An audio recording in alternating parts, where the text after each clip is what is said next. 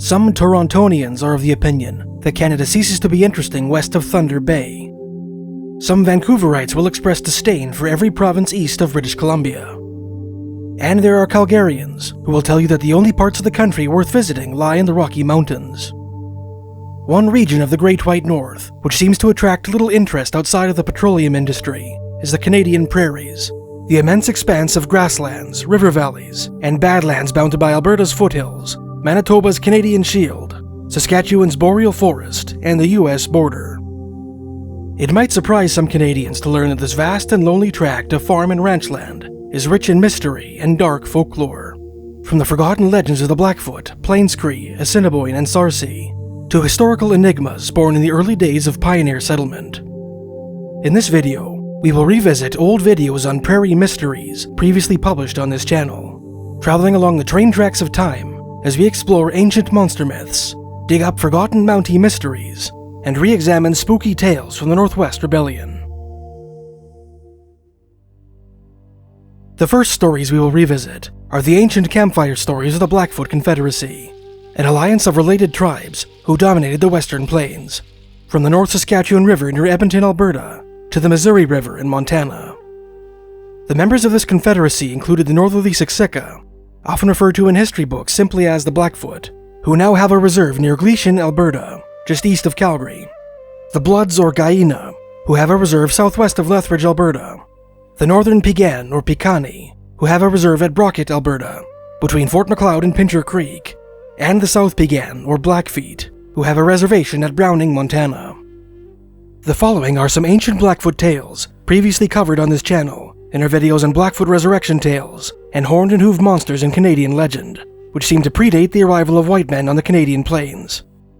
In the comments section of the first video, some viewers pointed out the fascinating parallels between the story we will relate presently and both the ancient Egyptian myth of Osiris, the lord of the underworld, and Old Norse tales of the Draugr, an undead revenant which appears in the Viking sagas. Students of classic literature may also observe similarities between this tale and the ancient Greek hero Odysseus' visit to the House of Hades in Homer's Odyssey, and in the 12th labor of Hercules, as described in Euripides' tragic play. Enjoy.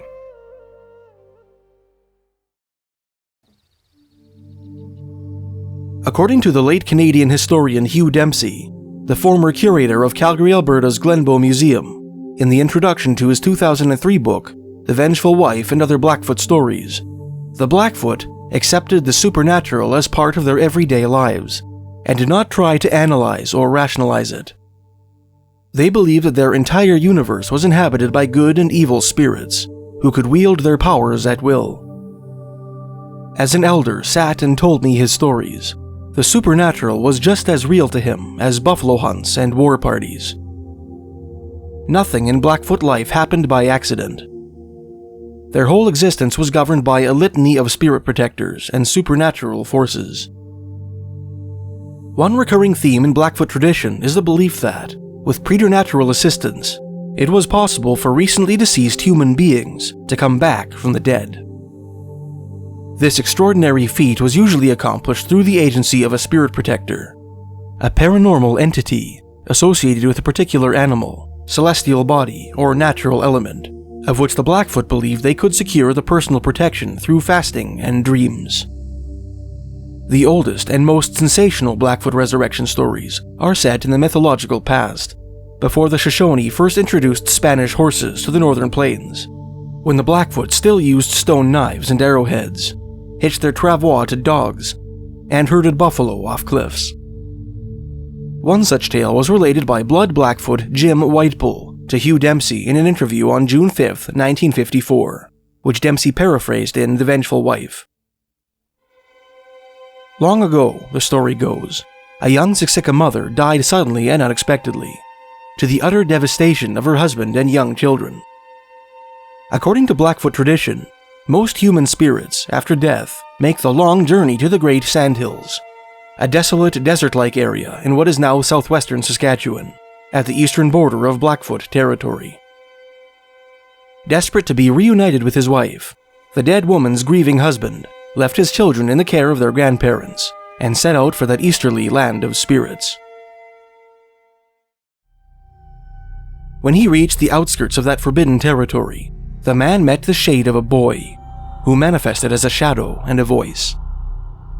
When the man explained the reason for his presence in that haunted land, the ghost ushered him into a lonely teepee, which was empty save for a solitary medicine bundle, which rested on a tripod frame at the back of the lodge. As his eyes became accustomed to the gloom, the man became aware of a circle of shadowy figures seated around the lodge, one of whom beckoned for him to sit. No sooner had he done this than the figure closest to the medicine bundle unwrapped the package and withdrew a calumet, or medicine pipe, covered with owl skin and decorated with beaver claws and eagle feathers. The phantom filled the pipe with ghostly tobacco and began to smoke. Gradually, the figure's hands and arms became visible. The ghost passed the pipe to his shadowy neighbor, who performed the same procedure. After 4 revolutions of the pipe around the lodge, the ghosts were all visible to the young widower. "My son," said the ghost chief, addressing the newcomer, "what are you looking for? What is the reason for you to journey into this land? It is unusual for us to see a living person in these sandhills." "I am looking for my wife," the widower replied. The ghost chief nodded his head and invited the young man to spend the night in his lodge. Tomorrow, he promised him, he would help him look for his wife. The following day, the ghost chief sent messengers to the 4 ghost camps which lay throughout the sandhills, and asked the souls of all recently deceased women to pass in single file before the widower.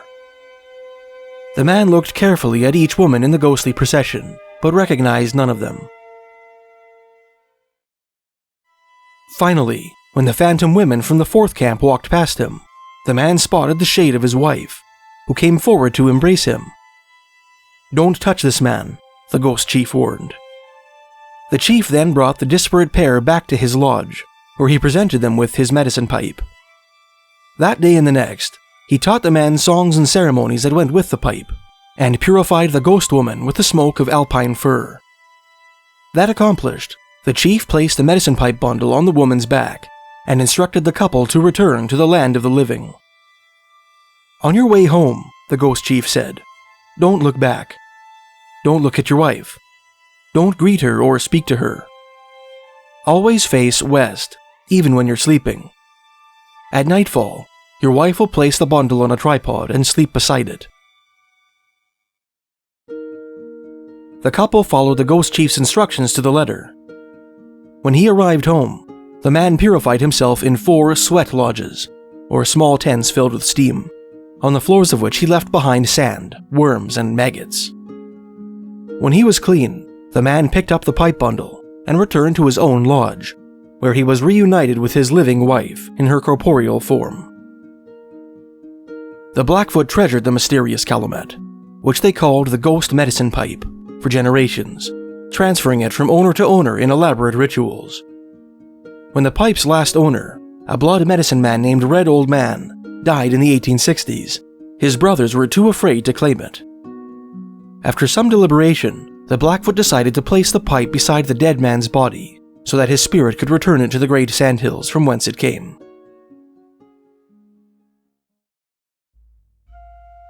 Another classic Blackfoot resurrection story appears in American anthropologist George Bird Grinnell's 1892 book, Blackfoot Lodge Tales, The Story of a Prairie People, a collection of traditional tales which Grinnell learned from Blackfoot storyteller Double Runner in the late 1880s, on the banks of northern Montana's Two Medicine River. This story tells of 2 Blackfoot brothers named Wolftail and Bull Turns Round, who once separated from their main band to camp on the shores of some nameless river. Wolftail, the elder of the 2 brothers, had several wives, while Bull Turns Round was a teenage bachelor. Before they separated from the main camp, the brothers' father tasked Wolftail with watching out for Bull Turns Round and ensuring that nothing untoward befell him. One day, while both brothers were out hunting in separate locations, one of Wolftail's wives stroked her face with the feathers of a strange dead bird, giving herself an allergic reaction, which caused her skin to swell. When Wolftail returned to his lodge, his wife lied that her condition was the result of a terrible beating that Bull Turns Round had given her, and demanded that her husband avenge her by killing his younger brother. After some weak protestations, Wolftail agreed to do his wife's bidding. Wolftail left his lodge and followed his brother's trail along the riverbank. When he finally overtook Boltern's Round, he convinced his younger brother to look for feathers in an eagle nest in a tall tree, which grew at the edge of a high cliff which overhung the river. When Boltern's Round reached the nest, Wolftail asked him why he had beaten his wife. The younger brother pleaded his innocence, but Wolftail did not believe him. Despite Boltern's Round's cries for mercy, the elder brother pushed the tree over the cliff, sending the teenager plummeting to his death in the water below. Boltern's Round's lifeless body floated downriver for some time, before washing up on a sandbar. Near this shoal was a lodge of the Suyatupi, or underwater people, powerful, dangerous, magical beings who lived in lakes and rivers, whom many Blackfoot considered evil. The lodge consisted of a wealthy old man, his wife, and 2 daughters. One evening, while swimming near the sandbar, the old man's daughters came upon Boltern's Round's pitiful form. They rushed home and informed their father of their find, imploring him to bring the young man back to life so that he could be their husband. The old man agreed and instructed his daughters to build 4 sweat lodges. While they went about their task, he swam out to the riverbank, picked up the teenager's body, and returned to his lodge. Similar to the widower in the story of the ghost medicine pipe, Boltern's Round's body was purified in 4 separate sweat lodges, shedding huge quantities of sand onto the structure's floors. After the 4th ablution, Boltern's Round came back to life and took the old man's daughters to wife. After recovering his strength in the lodge of the underwater people, Boltern's Round returned to his father's camp, armed with a magic length of sinew that the old man had given him. There he met his murderous brother and his deceitful sister-in-law, who had told the whole camp that Boltern's Round had disappeared while out hunting and had probably been killed by a bear. Following instructions that his father-in-law had given him, Boltern's Round threw the magic sinew onto his father's campfire. As the flames consumed the tendon, Wolftail and his wife twisted up and died. In his 1892 book, Blackfoot Lodge Tales, American anthropologist George Bird Grinnell included an old story told to him by a Blackfoot elder named Double Runner. Sometime in the distant past, the story goes, the Blackfoot built a great piskin, or buffalo jump, atop a high cliff. A piskin is a sort of trap by which the Blackfoot hunted bison in the old days, before the horse was introduced to the northern plains. To prepare a buffalo jump, the Blackfoot selected a tall cliff and built 2 successions of cairns on the plain above it, each cairn being composed of stones, buffalo dung, and prairie bushes. The cairns formed 2 long drive lanes, arranged in a V shape, which tapered towards the cliff edge. Once the drive lanes were built, special hunters called buffalo runners dressed themselves in wolf furs and buffalo robes, and, mimicking the animals whose skins they wore, cleverly lured an unsuspecting bison herd into the drive lanes. At a prearranged signal, other hunters, who had concealed themselves behind the cairns, would spring out from behind their hiding places and frighten the buffalo into stampeding down the artificial funnel and off the cliff to their deaths. According to Double Runner, the piskin in this story was ineffective. When driven toward it, the storyteller told Grinnell, the buffalo would run near to the edge, and then, swerving to the left or right, they would go down the sloping hills and cross the valley in safety. So the people were hungry and began to starve. One morning, early, a young woman went to get water, and she saw a herd of buffalo feeding on the prairie, right on the edge of the cliff above the piskin. "Oh," she cried out, "if you will only jump off into the piskin, I will marry one of you." This she said for fun, not meaning it, and great was her wonder when she saw the buffalo come jumping, tumbling, falling over the cliff. Now the young woman was scared, for a big bull with one bound cleared the piskin walls and came toward her. "Come," he said, taking hold of her arm. "No, no," she replied, pulling back. "But you said if buffalo would jump over, you would marry one. See, the piskin is filled." And without more talk, he led her up over the bluff and out on the prairie. Double Runner went on to explain how the girl's father, when he discovered that his daughter was missing, seized his bow and arrows and set out in search of her. With the help of a magpie, he located the buffalo herd in which his daughter was traveling, and determined to rescue her when her huge captor was asleep. By some sort of precognition, the bovine kidnapper discovered the father's presence and let out a tremendous bellow, summoning his fellow bulls. Up rose the bulls, Double Runner said, raised their short tails and shook them, tossing their great heads, and bellowed back. Then they pawed the dirt, rushed about here and there, and found that poor man. There they trampled him with their great hooves, hooked him, and trampled him again, and soon not even a small piece of his body could be seen. With the help of the same magpie who had assisted her father, the grieving daughter retrieved a small piece of the dead man's spine and performed a certain ritual which brought him back to life. Impressed by this display of medicine, the bull husband taught his resurrected father-in-law the song and dance of the buffalo, and instructed him to teach it to his people.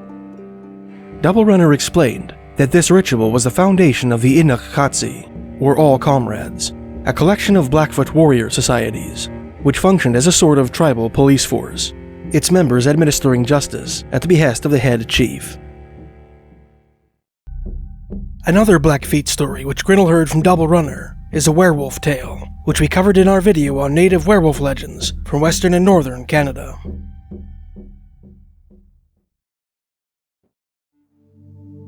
According to this story, there was once a Blackfoot man who had 2 shameless wives. The man suspected that his spouses had learned their immorality from other women in the band. In an effort to eliminate that bad influence, he packed his teepee onto his dog travois and moved his camp to a secluded butte overlooking a desolate expanse of prairie. Every sunset, the man sat on a buffalo skull atop the hill and gazed out over the plains, scanning the horizon for any sign of bison or enemy raiders. Weary of this lonely, self-imposed exile, the 2 wives conspired to murder their husband and return to their band. One morning, when their husband was away hunting, they climbed the butte and dug a deep pit at the spot where he sat sentry in the evenings. That accomplished, they camouflaged the hole with sticks and grass and placed the buffalo skull atop this flimsy covering. Later that afternoon, the hunter returned to camp with cuts of a buffalo that he had killed. After eating the meal that his wives prepared for him, he ascended the butte, as was his custom, and sat down on the buffalo skull. The trap door gave way, and the hunter plunged down into the pit. He was injured so badly by the fall that he could not climb his way out. Satisfied that their husband would die a slow and agonizing death, the wicked wives packed their teepee onto their travois and set out for the main camp. When they came within earshot of the camp, they began to wail, later explaining to their concerned kinsmen that their husband had failed to return from his hunting trip. Meanwhile, back at the butte, the injured hunter was found by a Great Plains wolf, who sent word of his discovery to other prairie predators. Soon, a menagerie of wolves, coyotes, foxes, and badgers were standing around the edge of the pit, gazing down at the helpless native. "In this hole," the wolf declared, "is my find. Here is a fallen-in man. Let us dig him out, and we will have him for our brother." The other canines did as proposed, and soon the hunter was liberated from his underground prison. After feeding him a raw bison kidney, the wolves dragged the cripple to their den. Here, Double Runner said, was a very old blind wolf who had powerful medicine. He cured the man and made his head and hands look like those of a wolf. The rest of his body was not changed. The wolfman lived among his canine companions for some time. One night, he led his furry rescuers to a piskin, or buffalo jump, where the Blackfoot had just slaughtered a herd of bison, many of which they had not yet processed. The natives had surrounded the carcasses with snares, set for the purpose of catching nighttime scavengers. Cognizant of these hazards, the wolfman sprang the traps, allowing the wolves to gorge themselves on the fresh meat. The wolfman and his 4-legged friends repeated this thievery several nights in a row. Baffled as to how the wolves consistently evaded their traps, the Blackfoot stopped leaving their good meat out at night, prompting the wolfman to let out a blood-curdling, half-human howl, which convinced the Blackfoot that they were dealing with a werewolf. So they put pemmican and nice backfat in the piskin, Grinnell wrote, and many hid close by. After dark, the wolves came again, and when the wolfman saw the good food, he ran to it and began eating. Then the people all rushed in and caught him with ropes and took him to a lodge. When they got inside to the light of the fire, they knew at once who it was. They said, "This is the man who was lost." "No," said the man, "I was not lost. My wives tried to kill me. They dug a deep hole, and I fell into it, and I was hurt so badly that I could not get out. But the wolves took pity on me and helped me out, or I would have died there." Furious, the Blackfoot urged the wolfman to punish his betrayers. In response, the hunter handed his wives over to the Inakatsi, members of a Blackfoot warrior society, who administered justice at the behest of the head chief. After that night, Double Runner concluded, the two women were never seen again. East of the territory of the Blackfoot Confederacy, on the prairies of what is now the province of Saskatchewan, lies the historic homeland of the Iron Confederacy, an alliance consisting chiefly of the Plains-Cree and the Assiniboine, who warred with the Blackfoot from the late 1700s until 1870. Like the Blackfoot, the Plains-Cree have old legends set in the Great Sandhills, one of which American anthropologist Alanson Buck Skinner included in his article on Plains-Cree oral tradition for the July to September 1916 issue of the Journal of American Folklore. We covered this story in our video on Native Little People legends from Canada. A Cree once had an experience with the Memagwesawag, or Dwarves, Skinner wrote. His nets were constantly robbed of fish, and he thought it must be done by the Dwarves. One day, he and his companions caught them in a fog. They had a little canoe and paddles, and were stealing fish. They talked through their noses, but the Cree could understand them, and asked them not to take any more fish. The Indians gave them some meat and let them go. The Memagwesawag pointed their canoe right at a cutbank on the river, and paddled into it. Presently they threw back the meat, and were heard to laugh, but they never stole any more fish. Another Plains-Cree Little People legend appears in Reverend Edward Ahenaqu's posthumous 1973 book, Voices of the Plains-Cree. Ahenaque was an Anglican priest of Cree heritage, who collected the stories which comprise this work in 1923, while recovering from an illness on the Thunderchild Reserve near Turtleford, Saskatchewan, not far from Lloydminster and North Battleford. Like most of the stories in his book, this particular tale was related by the elderly Chief Thunderchild, a Plains-Cree leader of considerable renown. Similar to the Mimikwisuak of the Boreal Forest and the Canadian Shield, who dwelled in waterside cliffs, the Little People described by Thunderchild made their abode in the dirt and sandstone cutbanks which often form the bank of prairie rivers.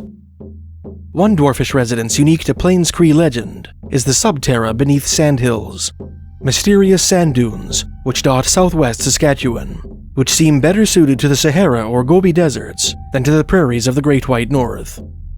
Incidentally, the Plains-Cree's western enemies, the nations of the Blackfoot Confederacy, believed that a large collection of these formations, known as the Great Sand Dunes, were haunted by the ghosts of native warriors who took up residence there after death.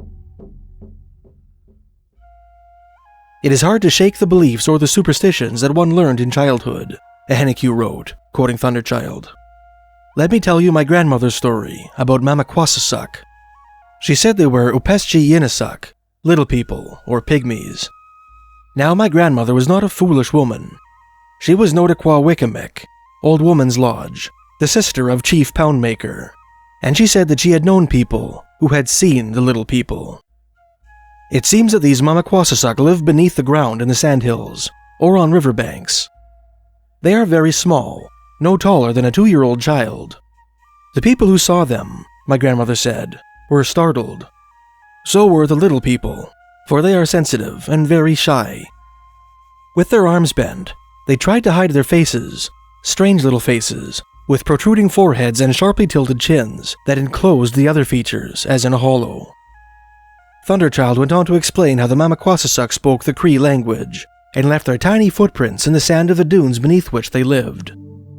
Every once in a while, people brave enough to venture into their haunted territory found the tiny arrows of the little people and heard the sounds of their flint napping emanating from the sandy ground. Another Plains-Cree dwarf story, told by Elder Cummingday, appears in American anthropologist David Goodman Mandelbaum's 1979 book, The Plains-Cree, an ethnographic, historical, and comparative study.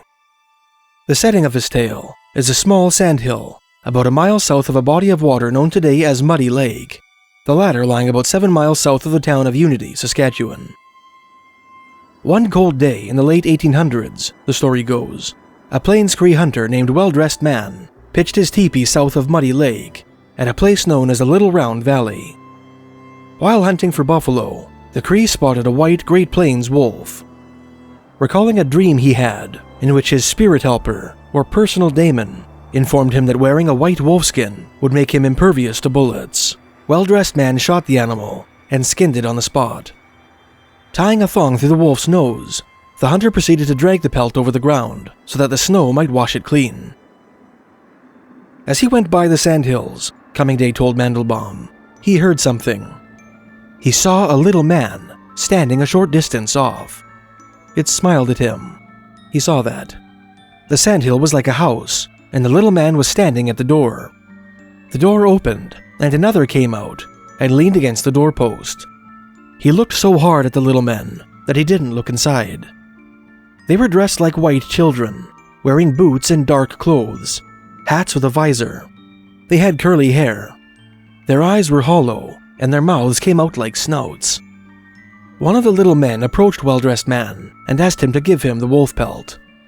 When the hunter refused, the tiny solicitor offered to wrestle him for it. After challenging the hunter 4 times, Well-Dressed Man consented, laying down his rifle and removing his coat. The pair proceeded to grapple, while the dwarf at the door looked on, laughing at the spectacle. The little man's arms, though short, felt to the Indian like bands of iron. After a ferocious contest, which saw many close calls, Well-Dressed Man tripped the dwarf with his leg and sent him sprawling on his back. After recovering their wind, the contenders had a rematch, the dwarf protesting that tripping was unfair. After another grueling bout, Well-Dressed Man, thoroughly spent, tripped his diminutive opponent a second time, unable to best him the conventional way. Despite his questionable style, the dwarf acknowledged the hunter's victory and handed him an arrow-shaped stone called a pekpekaha, which he withdrew from his pocket, telling him that it could be used to cure sick friends and family members, and would make him invincible in battle. Without further ado, the dwarf put on his cap and withdrew into his home, and the sandy entrance closed behind him. In the late 1700s, the relationship between the Blackfoot and Iron Confederacies degenerated into one of brutal enmity, with the instigation of a bitter blood feud that would last for 100 years. This century of total war on the Northern Plains was fueled by the introduction of 2 revolutionary weapons. Back in the 1730s, the Blackfoot acquired horses from the southerly Shoshone, that old world animal having been introduced to the Americas by Spanish conquistadors in the late 1400s. The horse not only transformed Plains Indian hunting methods, but also completely changed Blackfoot and Cree warfare, making it swifter, deadlier, and more frequent. In 1795, the great English fur trading syndicate, the Hudson's Bay Company, established a post called Edmonton House, or Fort Edmonton, on the North Saskatchewan River, in Plains Indian Territory near its hazy border with Blackfoot country. In the gaudily decorated trading room of this establishment, HBC traders supplied the Cree, and occasionally the Blackfoot, with muskets, shot, and powder in exchange for furs and buffalo robes, equipping them with weapons far superior to the arrows, knives, tomahawks, and lances that had hitherto comprised the arsenal of the Plains Indian warrior. In 1846, the American Fur Company, founded 38 years prior by German-American fur magnate John Jacob Astor, established Fort Benton on the banks of the Missouri River, from which it sold muzzle-loader muskets, and later faster-acting and more accurate repeating rifles and revolvers, to the Blackfoot, further intensifying Canadian prairie combat. By the mid-1850s, as historian Dr. Alex Johnston put it in his introduction to the 1997 book, The Last Great Intertribal Indian Battle, warfare had become a much more dangerous pursuit, and individuals were much more likely to be killed in battle than to be touched with a coup stick or hit on the head with a stone hammer. In addition to tales of battles, horse raids, war heroes, and massacres, the 100 years of bloodshed on the Canadian prairies also produced stories of the unexplained, some of which we covered in our video on Blackfoot resurrection stories. One of these tales was immortalized in the writings of a Scots Creek frontiersman named James Francis Sanderson.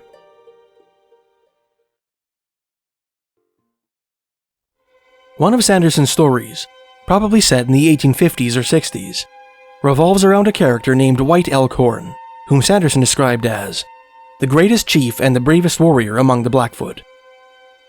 A great medicine man was said to have predicted that this vaunted brave would die by the hand of a Saulteaux warrior, but would not be truly defeated until he had been slain 5 times. The Saulteaux or Saulteaux Indians, Sanderson explained, were a branch of the Chippewa tribe that had wandered to the west from their native haunts on the shores of Lake Superior, and between them and the Blackfoot there existed the deadliest kind of feud. One day, White Elkhorn and 7 Blackfoot warriors camped by a spring 3 miles downriver from the confluence of the Red Deer and South Saskatchewan rivers, near what is now the hamlet of Estuary, Saskatchewan. Unbeknownst to the Blackfoot, a band of Saulteaux, led by a chief named Goosefoot, had also set up camp behind a nearby ridge. That evening, a Saulteaux woman came to the spring to collect water.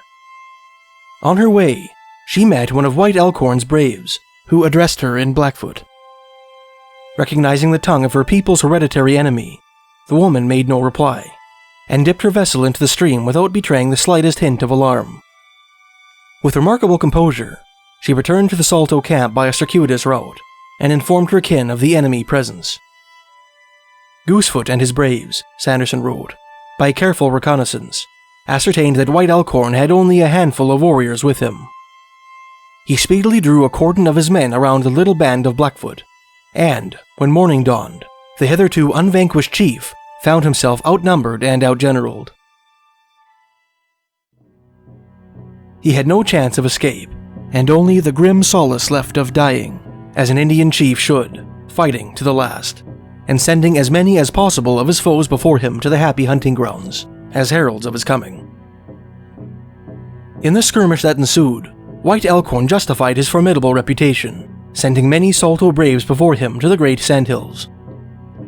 When his ammunition was depleted, he threw his musket aside and seized his bow, sending arrow after arrow with withering accuracy at the Ojibwe besiegers.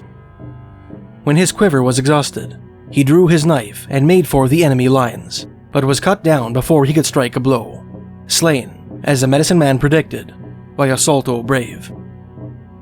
White Elkhorn was the last of his companions to fall. Hopelessly outnumbered, only one Blackfoot had managed to escape the coulee alive, fleeing while the Saulteaux focused their attention on the great Blackfoot champion. When it was clear that the Blackfoot could offer no more resistance, the Saulteaux moved in to scalp and mutilate their fallen enemies, as was Plains Indian custom, giving special consideration to the corpse of the Blackfoot chief. Goosefoot and his men gratified their hate by dismembering the body of their enemy, Sanderson wrote. And it is said that, after they were severed from the bleeding trunk, the quivering limbs made spasmodic movements, as if they would seek to be reunited with it. The victors then flayed him, and underneath the skin, they found 2 live snakes, which they only killed after a prolonged struggle. They took out his brisket, and found his heart beating as regularly and as strongly as when he was alive, and continued to beat for a long time after they had hung it on the branch of a tree and stood watching it. Indeed, it was only when it had ceased beating that they became satisfied that White Elkhorn was really dead, and that there was not the slightest chance of his returning to life. They too had heard the prediction that he would have to be killed 5 times before he would stay dead. One relatively recent story, illustrating the Blackfoot belief in the possibility of corporeal resurrection, took place in the summer of 1846, the very year that the American Fur Company established Fort Benton on the banks of the Missouri River. This well-documented historical anecdote appears in the writings of both Hugh Dempsey and George Bird Grinnell, in a 1954 interview with a Blood Blackfoot elder, and in Henry John Moberly's 1929 book, When Fur Was King. That summer, a celebrated Blackfoot warrior called Lowhorn set out with 7 teenaged braves to raid horses from the Cree. After Lowhorn had a succession of ominous dreams, and some of the warriors got their gunpowder wet while crossing the Red Deer River, the raiders decided to end their escapade prematurely and return to their main camp. Near Serviceberry Creek, between what are now the towns of Strathmore and Drumheller, Alberta, Lohorn and his braves carelessly sauntered into what they thought was an allied Sarsi camp. Only when they reached the ring of teepees at the heart of the encampment did the warriors realize that they had stumbled upon a massive Cree and Assiniboine war party, deep in Blackfoot territory. After clashing with a handful of enemy warriors in the open, Lohorn and his companions took cover in a copse of chokecherry bushes and prepared to make their last stand. One by one, Lohorn's teenage companions were picked off by Cree and Assiniboine warriors. Lohorn himself, however, apparently impervious to the enemy arrows and musket balls, continued fighting long into the night, ensconced in a shallow trench he had dug for himself. The lone warrior put a swift end to all who approached his hiding place, including a Cree champion named Kamistamakus, whom he wounded severely by shooting through the eye, an Assiniboine champion named Horned Thunder, whom he shot dead, and a Cree chief named Bunch of Lodges, whom he stabbed in the heart. When Lohorn expended the last of his gunpowder, the Cree and Assiniboine swarmed his location. Knife in hand, the lone Blackfoot slayed many warriors in the ensuing scuffle, but finally fell dead with a spear through his head. According to one account, when the Cree and Assiniboine looted the dead man's body, they found beneath his buckskin shirt a conquistador's chainmail hauberk, an ancient and exotic relic which would have been greatly treasured on the Canadian prairies. Lohorn had fought so bravely, and with such impunity, that the Cree and Assiniboine were convinced that he had been under the protection of some strong medicine, perhaps the work of an especially powerful spirit protector. Fearing that whatever preternatural force had assisted him in battle might bring him back to life, they cut his body into tiny pieces, burning some of the fragments in a bonfire, and scattering the rest throughout the country. On the southern edge of the Canadian Prairie province of Alberta, just 27 kilometers northeast of the Coots border crossing, lies Writing on Stone Provincial Park, one of the strangest looking places in the whole country. This desert-like stretch of the Milk River Valley, in the shadow of Montana's Sweetgrass Hills, is more congruous with the surface of the moon than the wilds of the Great White North, with its eerie sandstone hoodoos and wavy sedimentary cliffs, supposed to have been carved millennia ago by the waning glaciers of the last ice age. These Badlands were once regarded as sacred by members of the Blackfoot Confederacy, an alliance of 4 related tribes who dominated the western prairies from the North Saskatchewan River to the Missouri. For centuries, Blackfoot youths made vision quests to the area in the hope of attaining the guardianship of one of the many powerful spirits said to haunt that unearthly country. Writing on Stone owes its name to the many petroglyphs and pictographs carved and painted on sandstone walls throughout the area, most of them inscribed by long-forgotten native medicine men. The most complex of these, and one of the park's only petroglyphs not sequestered in the archaeological preserve, is the so-called battle scene, located at the end of the Hoodoo Trail. This glyph depicts over 250 characters, including 115 warriors armed with bows and muskets, and 17 horses, some of them hitched to travois. This scene depicts one of the most decisive victories of the South Piegan Blackfeet, a bloody conflict known as Retreat Up the Hill Battle, fought on the banks of the Milk River, just east of the park, in the fall of 1866. Incredibly, according to Blackfoot tradition, the battle scene was carved before the battle took place by some mysterious prophetic artist, warning the Blackfeet of what to expect and foretelling their victory. Legend has it that, before the battle, a South Piegan war party came to Writing on Stone and saw petroglyphs portending an imminent attack. With this foreknowledge, the warriors were able to ambush and defeat a combined war party of Gros Ventre, Crow, and Plains Cree, which had come to the area seeking Blackfoot scalps, whose presence was foretold by the lithic omen. According to a Blackfeet elder named Bird Rattle, whose version of the event related to American civil engineer Roland Wilcombe during his visit to the area in 1924, appears on a didactic sign in the park, the South Piegan warriors managed to dispatch more than 300 enemy braves in this conflict. In his mid-20th century field notes on Blackfoot belief, now housed in Calgary, Alberta's Glenbow Archives, American ethnologist Dr. Claude Everett Schaefer said that some Blackfoot attributed the mysterious rock art of Writing on Stone to the work of bluebirds, endowed with this artistic ability by the Thunderbird, the colossal winged creator of thunder and lightning. Others, like Schaefer's informant Jim Whitecalf, believed that the petroglyphs of Writing on Stone were made by spirits, who know everything and can predict the future. Greengrass Bull claimed that bluebirds drew dotted pictures on the stone cliffs with their beaks, Schaefer wrote. He had seen this done, as had Old Bullchild. There was a cliff north of the Sweetgrass Hills that carried pictures predictive of the future. These had been done by the bluebirds. They were given power from the sky to do this. Shortface claimed that thunder created the bluebird and gave the bird its paint. The rock cliff north of Sweetgrass Hills carries picture writing too high to be reached by humans, i.e. done by birds long ago. Schaefer went on to relate the tale of a Blackfoot brave named Many Spotted Horses, who went on a vision quest in writing on stone long ago. He was warned by a spirit to leave the place, Schaefer wrote, as humans are forbidden to see the birds do writing on the cliff. The novice continued to fast there, despite warning that he would not live long. That night, he saw birds of different colors flying about the cliffs. The bluebird said that his blue color would last longer than others. He awakened to see bluebirds and others poking figures on the stone cliff. All the birds pecked out plain drawings, but the bluebird was able to make drawings of different colors. The novice started to make fun of the birds, refusing to believe what they said. They warned him that he wouldn't live long, but would see his picture on the cliff. He awakened next morning, went to the cliff, and saw the representation of himself with his head cut off. He started for home. En route, he was killed by the Crees, who cut off his head. People still journey to the cliff to see what the future has in store for them. Another tale of prophecy from writing on stone appears in Scots Cree frontiersman James Francis Sanderson's 1894 series, Indian Tales of the Canadian Prairies, initially published in the Medicine Hat News. According to this tale, 2 Plains Cree chiefs and brothers-in-law named Little Gun and the Man Who Didn't Miss left the Moose Jaw Valley in what is now south-central Saskatchewan and led a war party of 14 braves into Blackfoot country in 1872, traveling by way of the Cypress Hills and the Milk River.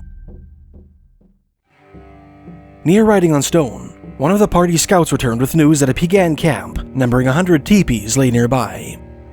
Little Gun, having made medicine, Sanderson wrote, told the young men that if they preferred to avoid a battle, they could make a detour and pass the camp of the enemy. The Man Who Didn't Miss, however, declared that he would not return home without fighting the Blackfoot, so as to avenge the death of his son, who had died the previous winter. On hearing this, Sanderson wrote, Little Gun asked the men if they were willing to go and attack the enemy, and they said they were. Then, said Little Gun, half of us will never see our homes again, or if over half of us should return from the fight, everyone will be wounded. I am no coward, as you know, and I will go with you, but I think my brother-in-law has done wrong in inducing you to undertake this fight. This I know, that neither he nor I will ever see our campfire again. With this ominous portent ringing in their ears, the warriors prepared themselves for battle and made for the Blackfoot camp. In the skirmish that ensued, the Man Who Didn't Miss was shot dead immediately, and 6 more Cree braves, including Little Gun, lost their lives. 13 Piegan were killed in the engagement, but only one of them gave up his scalp. Thus, Sanderson concluded, was the rashness of one man punished, and the prediction of the other literally verified.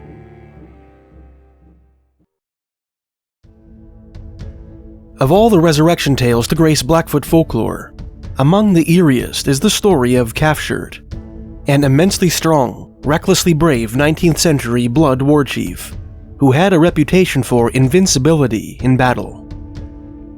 A man of powerful physique, wrote a fur trader on this northern Goliath, he was very brave and very brutal. He was greatly feared by all the tribes with whom he was at war, as well as by his own people. Not to be confused with his nephew of the same name, an equally ferocious warrior and famous snake charmer, who features prominently in James Sanderson's series. Calfshirt was said to have owed his martial prowess to a particularly powerful spirit protector, whose assistance he secured while still a young man. Blackfoot braves, like other First Nations warriors across the continent, occasionally underwent grueling and dangerous rituals called vision quests, by which they hoped to obtain the guardianship of a spirit protector. Participants in this ancient rite sought out secluded and dangerous locations, such as river islands, mountain peaks, or cliff ledges, where they fasted for 4 days, abstaining from both food and water. If the ritual was performed correctly, Vision questers were supposed to be visited by a spirit protector, who would teach them magic songs and grant them preternatural powers. When he was a young man, Cafshir decided to go on a vision quest in the Sweetgrass Hills, near what is now the border separating Alberta from Montana. While fasting atop one of these hills, he was visited by the spirit of a grizzly bear, who agreed to bestow upon him special powers in return for the life of a woman. Determined to obtain the grizzly's power, Cafshir returned to camp and told the youngest of his 4 wives to accompany him back to the hill's summit. There, he stabbed his wife to death. As promised, the grizzly spirit visited him that night in his dreams and informed him that he was now impervious to bullets, arrows, and knives. In 1869, the Canadian prairies changed forever when a handful of Montanan traders traveled north across what the natives called the Medicine Line, or the 49th parallel, and established a heavily fortified trading post on the banks of what is now the Old Man River, at the site of present-day Lethbridge, Alberta. There, they sold rifles, tea, and other goods to the Blackfoot in exchange for buffalo robes. One of the chief commodities at this trading post, known colloquially as Fort Whoop-Up, was a rotgut whiskey, which many Blackfoot found impossible to resist. Armed with repeating rifles that the Americans had sold them, Blackfoot warriors began slaughtering buffalo expressly for their robes, which they spent with frantic abandon for a taste of firewater. Through this corrupt traffic, the traders at Fort Whoop-Up netted a profit of more than $50,000 during their first winter in Canadian territory, a small fortune in the 19th century. Hoping to replicate Whoop-Up's success, other Montanan entrepreneurs trickled across the 49th parallel and established their own whiskey forts across what is now southern Alberta and Saskatchewan. One of these whiskey traders was a young, half-Mandan frontiersman named Joe Kipp, the son of a famous Canadian-American fur trader named James Kipp, who had spent the few short years that comprised his adult life prospecting in Canada and serving as a scout in the U.S. Army. In the summer of 1871, Kipp and a few equally colorful companions, including a notorious Indian fighter named John Liver-Eating Johnson, established Fort Standoff at the confluence of the Old Man and Waterton rivers, about 22 miles southwest of Fort Whoop-Up, naming their post after a showdown they had with a deputy U.S. Marshal on their way across the Canadian border. The following year, Kipp and his business partners built a new trading post, called Fort Kipp, at a more strategic location a few miles downriver, near what is now the town of Colehurst, Alberta. One of Fort Kipp's most frequent customers was Cafshir, the Great Blood War Chief, who had developed an insatiable appetite for whiskey. According to all accounts, Cafshir was a veritable menace while under the influence, and had murdered several of his fellow Blackfoot in a drunken rage while in his cups. As one fur trader put it, when bad whiskey could be bought, this chief never failed to keep himself well soaked with it, and he usually ended his sprees by killing one or more of his friends and relatives, if no enemy was near enough to become the victim. Sometime in the fall of 1873, 58-year-old Cafshir purchased a number of goods at Fort Kipp on credit, leaving his prized war shield as collateral. Later that December, he returned to the trading post, found Joe Kipp at the counter, and demanded that the 24-year-old half-breed restore his shield to him, explaining that he planned to join a war party and would not leave without it. When Kipp asked the grizzled warrior to first pay him the furs he owed, Cafshir admitted that he was broke and repeated his demand. He further ordered the trader to provide him with whiskey, saying, "I have nothing, but I'm going to have some liquor just the same, for I am the chief. Yes, the chief of this country. I'll just kill you, young man, and take what I want." Well aware of Cafshir's famous proclivity for violence, Kipp reached for his revolver, which was hidden under a pile of blankets. The veteran warrior, having anticipated such an action, drew his own fully cocked revolver from his robe and leveled it at the trader. Kipp froze, fully expecting the war chief to shoot him, and waited in an agony of suspense for the inevitable bullet. Although he could have easily killed Kipp on the spot, Cafshir suddenly turned around and stalked out of the trade room, perhaps realizing that his murder of the chief trader would bring the full force of the whiskey fort crashing down on his head. He retreated to his lodge and brooded there for some time, enraged by the humiliation he suffered at the hands of the young trader. God only knows the thoughts that passed through Calfshirt's mind during that interval in the teepee, but by the time he emerged into the sunlight, he was dressed for war, clad only in a pair of moccasins, a breechcloth, and a feathered war bonnet, his face and body painted with his personal war symbols. Revolver in hand, he danced his way towards Fort Kipp, singing his death song. Montanan fur trader James Willard Schultz, who detailed several different and conflicting versions of the event in his various writings, described one account of what happened next in an article in the October 1900 issue of the magazine Forest and Stream. Just at this time, there were several men in the cookroom playing cards, among them Diamond R. Brown and Dick Berry. Distracted from their game by the shrieks of the women and the war song, they rushed out and saw Calfshirt advancing toward them. At the same time, Kip and George Scott came out of the trade room. What must have Calfshirt have thought when he saw all those men come out, with pistols in their hands? He knew that his time had come, that he would never leave that place alive, but he did not hesitate. He kept on singing and dancing. "Boys," said one, "he means business. There is no help for it. We must kill him." And he raised his revolver and fired. Then the others commenced. Crack, crack, crack, crack went the pistols, and every time a bullet struck the chief. He stopped, turned round, and walked slowly back, but a little to the right. And all the time the revolvers were going crack, crack, crack, crack, and bullet after bullet was lodged in the chief's body. But he never flinched. He never even quivered when one struck him.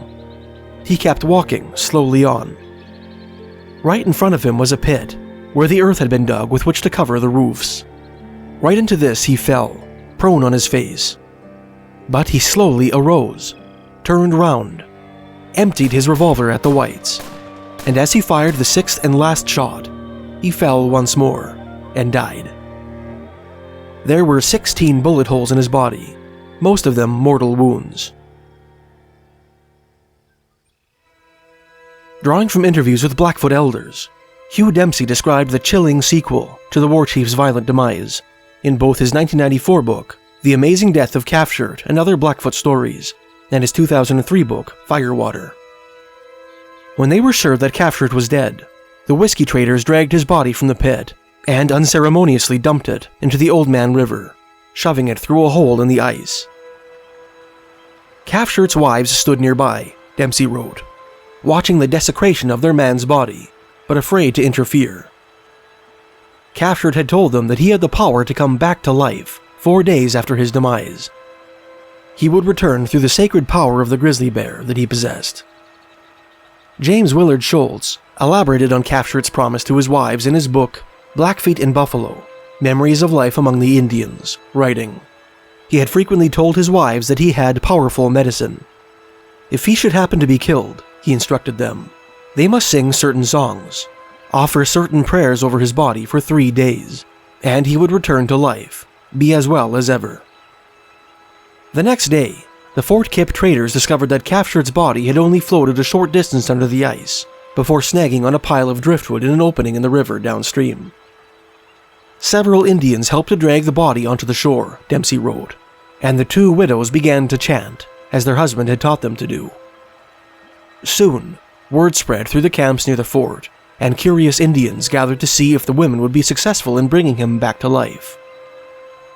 Hour after hour passed as the women performed their rituals, but the body of Calfshirt remained unmoved, curled up in the fetal position, the knees bent and the legs drawn up against the body.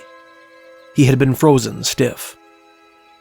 Among the onlookers was a great medicine man who belonged to the band of Chief Crowfoot, a powerful Siksika leader who was visiting Fort Kipp at the time. Singing his medicine song, the native doctor approached the body with a cup of whiskey and poured a dram of firewater onto the war chief's frozen lips. Then, Dempsey wrote, a horrified murmur passed through the crowd. Slowly but steadily, one of Calfshirt's legs unfolded, like a man awakening from a long sleep. Terrified, many of the onlookers, including the great Chief Crowfoot, fled the scene. Others, recalling the mayhem that Cafshirt had wreaked in life, implored the medicine man to put an end to the grisly ritual, saying, "We don't want him back with us. We'll be happier if he stays dead." Reluctantly, the shaman acceded to their wishes. A little later, Dempsey concluded, only his sorrowing wives remained to prepare the body for its final resting place in the trees. Cafshirt was truly dead. The uncanny death of Cafshirt is not the only strange tale to come out of this turbulent spell of Canadian history, when the northern plains were soaked with native blood and American whiskey. Another story, which we covered in our piece on First Nations ghost stories, is a classic Blackfoot campfire story, which has its climax at Fort Whoop-Up, the epicenter of this Wild West saga.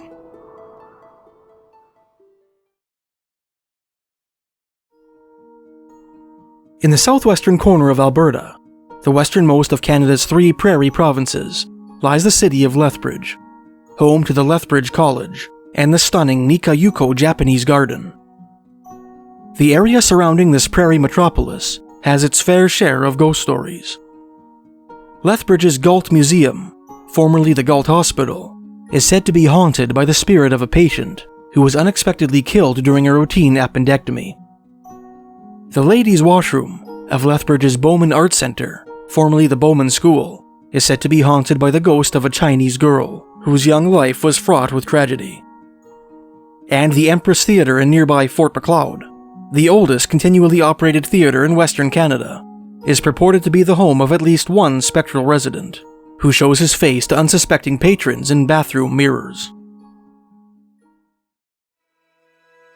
These ghost stories are only fitting for an area that has seen more violent and tragic death than almost any other place in Alberta.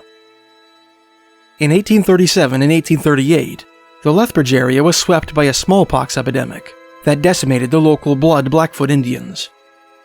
A similar plague ravaged the region in 1869, the same year that American merchants established a trading post called Fort Hamilton on the banks of what is now the Old Man River. Better known by its nickname, Fort Whoop-Up, Fort Hamilton provided the local Blackfoot with repeating rifles and other trade goods in exchange for buffalo robes. The most infamous commodity sold at this trading post was a noxious homemade liquor, which the traders called bug juice, a mixture of American whiskey and river water, spiced with ingredients like tobacco, lye soap, red ink, and strychnine, which had a devastating effect on its native consumers. And in 1870, the coulees outside Fort Whoop-Up became a battleground, when thousands of Blackfoot, Cree, and Assiniboine warriors clashed in the Battle of Belly River, North America's last great intertribal Indian battle. So many lives were lost in the Lethbridge area to violence, whiskey, and disease that the Blackfoot name for the place was Akai Niskui, or Many Died. As might be expected, the Lethbridge area serves as the setting for several classic Blackfoot ghost stories, the most famous of which appears in the writings of both American anthropologist George Bird Grinnell and the late Canadian historian Hugh Dempsey. According to this unnamed oral tradition, sometime in the 1850s, 7 blood Blackfoot warriors traveled on foot to the prairies east of the Cypress Hills for the purpose of stealing Cree horses. The leader of the party was a young and successful brave named Heavy Collar. After scouring the plains of what is now southwest Saskatchewan without any luck, the party decided to head home. They traveled west through the Cypress Hills, then followed Bull's Head Creek, now known as Ross Creek, towards the South Saskatchewan River near present-day Medicine Hat, Alberta. While camped on a hill overlooking the Seven Persons Creek, which joins Bull's Head Creek just before its confluence with the South Saskatchewan, Heavy Collar announced that he would travel ahead in the hopes of finding friendly blood camps and horses, which he would bring back for his pedestrian companions. If he did not return with horses, he asked his companions to meet him at the Belly Buttes to the west, a traditional summer campsite of the Bloods. Heavy Collar traveled west up the river for some time. Eventually, he came upon 3 buffalo grazing by a cutbank and succeeded in killing one. He dressed the carcass and packed a good amount of meat onto his horse, leaving the rest for his companions. He built a fire, cooked some of the meat, and ate. Cognizant of the risk of traveling alone, he left his camp and traveled upriver under the cover of nightfall, leaving the fire burning. If any hostile eyes spotted his fire and tried to ambush him, he would be long gone. Heavy Collar traveled upriver for some time, careful to conceal his tracks, before reaching the place his people called Akainisqui. With only the moon to light his way, he traveled to a nearby coulee, found a soft patch of grass, and lay down for the night. Try as he might, the blood couldn't sleep. Every time he began to doze, he heard a strange noise nearby. He peered into the dark, but couldn't see anything. He wasn't sure what was making the noise, but was convinced it wasn't an enemy brave. Nevertheless, he kept his rifle close, unable to shake the unnerving feeling that he was being watched. In the morning, Heavy Collar learned that he had spent the night lying next to the skeleton of a Blackfoot woman. Judging from the condition of the body, the Blood Warrior estimated that she had been cut down by enemy raiders about a year earlier, and left to rot where she fell. With haunting certainty, he knew that it was her spirit which had kept him awake the previous night with her strange noises. Filled with dread, Heavy Collar forded the river and continued his journey on the other side. As the day wore on, a storm began to brew. Soon, the rain became too heavy to travel through, and Heavy Collar decided to retire for the night. He built a crude shelter on an island in the middle of the river, built a fire, and began to settle in.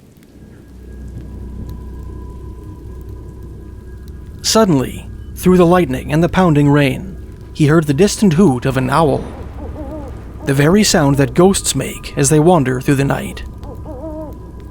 Heavy Collar felt a chill run down his spine.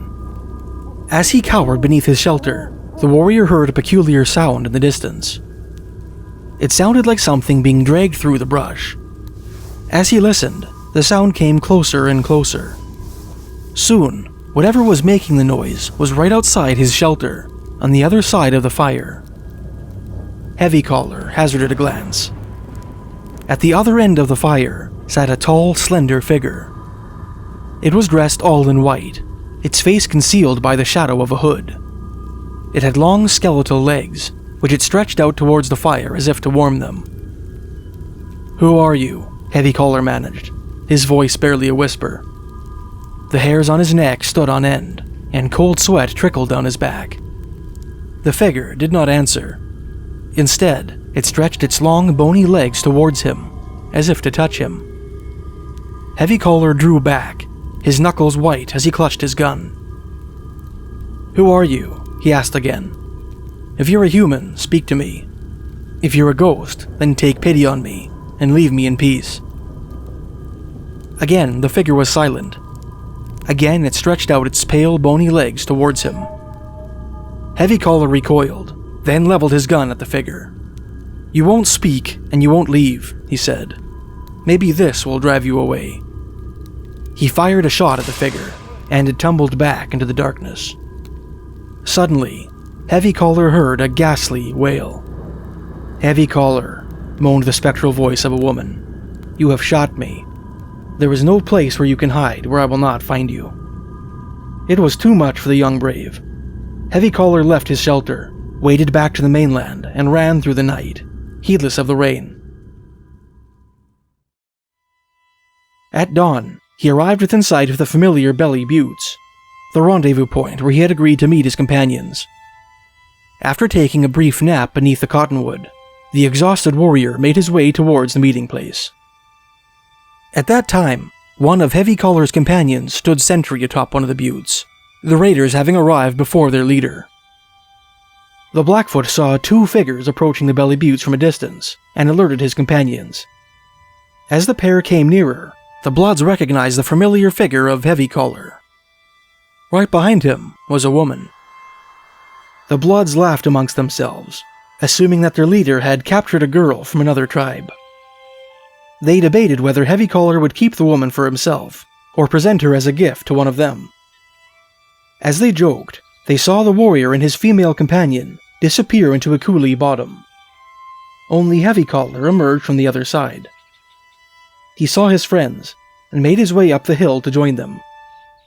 "Where is your woman?" asked one of the braves, gesturing towards the nether coulee. "Are you hiding her from us?"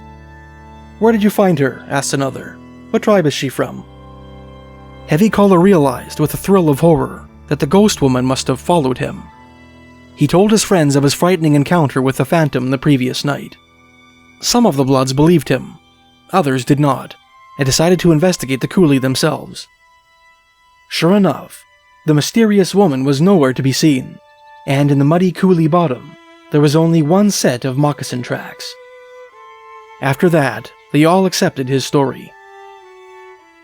The 7 Blackfoot traveled together, and soon came upon a small band of Bloods. They decided to spend the night with them. That night, Heavy Collar dreamed of the ghostly woman in white. The woman cursed him for shooting her. She told him that, from that day on, he would never be hit by an enemy bullet, but he would also never capture an enemy's gun in battle. The ghostly woman also warned him never to return to the place where her skeleton lay. Heavy Collar was plagued by that curse for the rest of his life. Whenever he led a war party, his warriors were never able to engage an enemy force in battle. He was never hit by an enemy bullet, but he never earned the honor of capturing a gun. Soon, the Blood began to believe that Heavy Collar was cursed with bad medicine, and refused to follow him on raiding or war parties. Instead of becoming a great chief, as many once believed he was destined, Heavy Collar remained an unlucky warrior for the rest of his life. In 1869, when Heavy Collar was an old man, Montanan traders established Fort Whoop-Up on the Old Man River, at precisely the spot where the ghost woman's skeleton lay. Although he realized that the ghost woman had forbade him from returning to the area, the downtrodden elder felt that he had little to lose, and made no objections when his band decided to pay the Whiskey Fort a visit. Heavy Collar and his band reached Fort Whoop-Up without incident, and the men brought in their buffalo robes to trade. That night, after the trading was done, the warriors celebrated by breaking into the bug juice they had purchased, and trying out their new repeating rifles. One of the young Bloods, his judgment impaired by whiskey, fired carelessly into the camp. The bullet hit Heavy Collar in the back, killing him instantly. The ghost woman of Akai-Niskui had her revenge. In the autumn of 1870, at the height of the whiskey trade in Canada, the 100 years of strife between the Blackfoot and Iron Confederacies reached its bloody climax. The previous year, a devastating smallpox outbreak had decimated the Blackfoot tribes, wiping out nearly half their population. Sensing an opportunity, the chiefs of the Iron Confederacy, Piapot, Big Bear, Little Mountain, and Little Pine, gathered a war party of 600 to 800 warriors, including Cree, Saulteaux, and Assiniboine. They aimed to exploit the Blackfoot's vulnerabilities and expand their own territory into the Cypress Hills. One night, when they had reached a point about 18 miles northeast of present-day Lethbridge, Alberta, Chief Piapot had a dream that seemed to predict a Cree defeat. In his dream, a buffalo bull with iron horns attacked the Cree warriors. Despite their best efforts, the warriors were unable to kill the beast and were gored and trampled underfoot. After meditating on his dream, Piapot came to the conclusion that the attack would result in disaster for the Cree. In the morning, he announced his misgivings to the war party, as well as his refusal to participate in the upcoming battle. The more superstitious of the Cree were deeply troubled by Piapot's vision, and decided to abandon the attack and accompany the aged chief back east, while the more pragmatic of the warriors, recognizing that the Blackfoot were in a considerably weakened state, decided to carry on. The party camped at Little Bow River, northeast of Fort Whoop-Up, and sent scouts to reconnoiter the area. The scouts discovered a Blood camp along the Belly River, now the Old Man River, but they were unaware that this camp was part of a much larger winter encampment stretching along the river valley. The Cree attacked at night, killing several Bloods, including a brother of the great chief Red Crow. However, the Blackfoot were soon alerted, and by dawn, the valley was swarming with warriors from various bands, including a South Piegan band led by Mountain Chief, armed with repeating rifles they had obtained from whiskey traders, which were far superior to the bows and arrows and HPC muskets wielded by the invaders. The battle raged throughout the day, with the Cree initially holding a strong position in a coulee from which they barraged the Blackfoot. The tide turned, however, when Jerry Potts, A Scots Blackfoot sub-chief, who would later become a famous scout for the Northwest Mounted Police, discovered the Cree's retreat and signaled the Piegan to charge. The Blackfoot warriors, now united, overwhelmed the Cree, driving them into the Belly River. On the riverbank, the battle reached a brutal climax. Yellow Calfshirt, a blood war chief, not to be confused with his ferocious uncle of the same name, whose strange death we covered earlier, fought especially valiantly, killing 2 Cree champions despite taking an arrow in the wrist. The Cree, now desperate, attempted to swim across the river, but they were easy targets for Blackfoot marksmen. The river ran red with blood as the battle turned into a massacre. As Jerry Potts later put it, you could fire with your eyes shut and be sure to kill a Cree. The few Cree who made it to the other side of the river were pursued and eventually overtaken on the open prairie. Around 50 Cree were killed in a last stand, and the survivors who fled to a nearby copse of trees were surrounded. At sunset, the Blackfoot, satisfied with their victory, allowed the remaining Cree to escape and spread the tale of their defeat, an outcome predicted by Piapot's disturbing dream. The Battle of Belly River was a decisive Blackfoot victory, with approximately 90 Blackfoot casualties and 200 to 300 Cree dead. A year later, in 1871, the Cree sent tobacco to the Blackfoot as a peace offering, leading to a formal treaty on the shores of the Red Deer River. While minor skirmishes ensued, the Battle of Belly River was the last major conflict between these tribes, and the last great intertribal Indian battle in North America. Hazy oral traditions, faded print in history books, and the names of a Lethbridge park and road may not be the only vestiges of this conflict that linger today. Back in November 2016, this author was contacted by a woman named Mavis D., who once lived on a farm near what is known as Indian Battle Heights, where the opening engagement of the Battle of Belly River took place. In a cryptic message, she told me that her childhood farm was the site of much paranormal activity, on which she refused to elaborate. The American whiskey trade reached its brutal climax on June 1, 1873, when a party of American wolf hunters visited a whiskey fort in the Cypress Hills, which runs through the southern border of present-day Alberta and Saskatchewan. Under the influence of the establishment's noxious product, the wolfers opened fire on a band of Assiniboine whom they suspected of stealing their horses. 22 natives, most of them women and children, were killed in this engagement, while one of the wolfers lost his life. This tragedy, known as the Cypress Hills Massacre, prompting the Canadian government to finally commit to an endeavor it had toyed with for years, namely the formation of a mounted police force tasked with bringing British law and order to the Canadian plains. This constabulary would not only establish Canadian sovereignty in a region which was falling increasingly under the dominion of American adventurers, but would also pave the way for the construction of a trans-Canadian railroad, bridging British Columbia with the eastern provinces. On August 27, 1873, Prime Minister John A. Macdonald authorized the formation of the Northwest Mounted Police, and on July 8, 1874, 300 red-coated riflemen rode out from Fort Dufferin, Manitoba, bound for Whoop-Up country. During their great grueling march across the Canadian plains, Canada's first Mounties learned many strange tales about the country from the Red River Métis guides. One of these concerns a body of water southwest of present-day Moose Jaw, Saskatchewan, known as Old Wives Lake.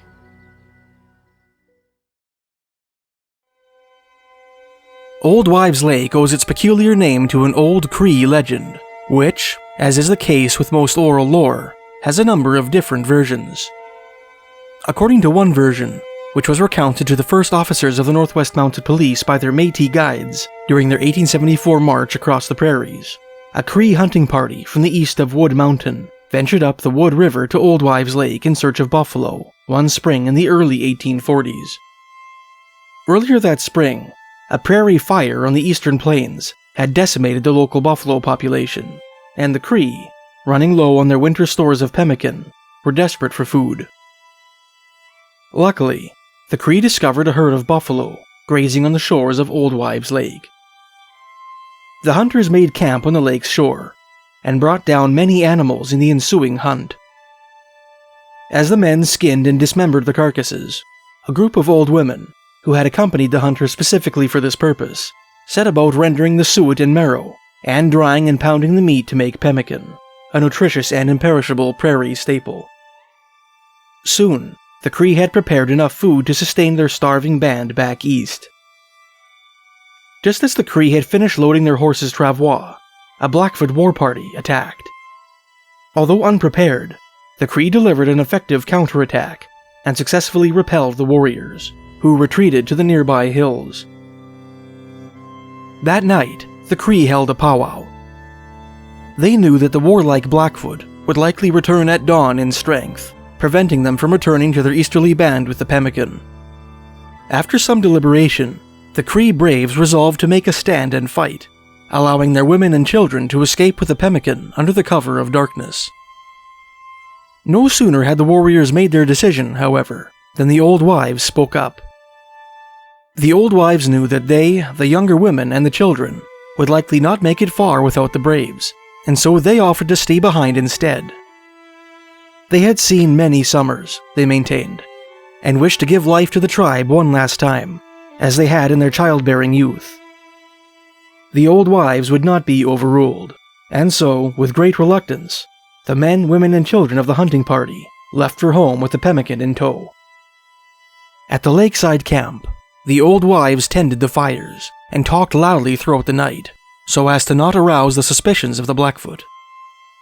At dawn, a horde of Blackfoot warriors thundered into the camp screaming war whoops. When they discovered that they had been deceived, and that the bountiful spoils they had anticipated were reduced to a handful of grey scalps, they tortured and killed the old wives. Legend has it that the spirits of the dead women haunt a small island in the lake, known as the Isle of Bays to this day. Some say that on windy spring nights, you can hear the old wives' howls of laughter, mocking the Blackfoot they deceived. When the sunburnt, mosquito-bitten officers of the Northwest Mounted Police, Canada's first Mounties, rode into writing on stone in the fall of 1874, they were disheartened, saddle-weary, and lost. The previous fall, they had first come together as a unit in Fort Dufferin, Manitoba. That summer, after months of training, they rode out west, bound for the notorious Fort Whoop-Up, determined to bring law and order to the Canadian Wild West. Unfortunately, some of the Métis guides they hired had a less than complete knowledge of the Western Territory's geography. By early fall, the Mounties found themselves straddling the Boundary Commission Trail on the Canadian-American border, with no idea where they were in relation to their destination. The force's assistant commissioner, James Macleod, and a handful of officers rode south to Fort Benton, Montana, in the hopes that they might find some directions. They found better. Two of the town's most prominent businessmen hosted the Mounties. During dinner, the Montanian merchants suggested that Macleod and company hire a short, bow-legged Scots Blackfoot frontiersman named Jerry Potts as their guide. Despite learning that the unimposing mustachioed plainsman was a man of few words who had an enormous appetite for whiskey, the commodity which they hoped to eliminate from the Canadian plains, the Mounties took their suggestion and hired Jerry Potts as their chief scout. They couldn't have been happier with their decision. Jerry Potts returned with Macleod to writing on stone, took up a position at the head of the column, and led the bedraggled Mounties northwest over prairies and coulees. Said Mountie Sam Steele of the quiet, mysterious guide, quote, "He never talked with others when he was at work. He would ride on ahead by himself, keeping his mind fixed on the mysterious business of finding the way. He was never able to give any clear explanation of his method. Some mysterious power, perhaps a heritage from his Indian ancestors, was at work," unquote. In no time, Potts led the mounted policemen to Fort Whoop-Up on the banks of the Old Man River. Shortly thereafter, he led them upriver to the location at which they would build Fort Macleod, their first permanent headquarters. Jerry Potts remained in the Mounties' employ, performing the functions of scout and interpreter. Throughout his tenure, he had several opportunities to demonstrate his supernatural sense of direction. Perhaps the most dramatic of these took place in the winter of early 1875, when he led his respective Mountie charges through blinding blizzards on two separate occasions, during one of which he was rendered snowblind. Said Sam Steele of his scouting ability, quote, "He possessed an uncanny sense of locality and direction. Others could guide travelers through country they had visited before, but this man could take a party from place to place by the quickest route, through country altogether unknown to him, without compass and without sight of the stars," unquote. Among the first officers of the Northwest Mounted Police was an Englishman named Cecil Edward Denny. Born into a family of old aristocratic stock, Denny had immigrated to the United States at the age of 19 in search of adventure. He relocated to Canada in 1874, joined the Northwest Mounted Police as a constable, and quickly climbed the rungs of the paramarshal ladder until he obtained the rank of sub-inspector. He participated in the long march west across the prairies, assisted in the establishment of Fort Macleod, and oversaw the construction of what would become Fort Calgary. In 1877, he attended the Treaty 7 negotiations at Blackfoot Crossing, and played a key role in settling the various Blackfoot nations onto reserves in the aftermath of that conference.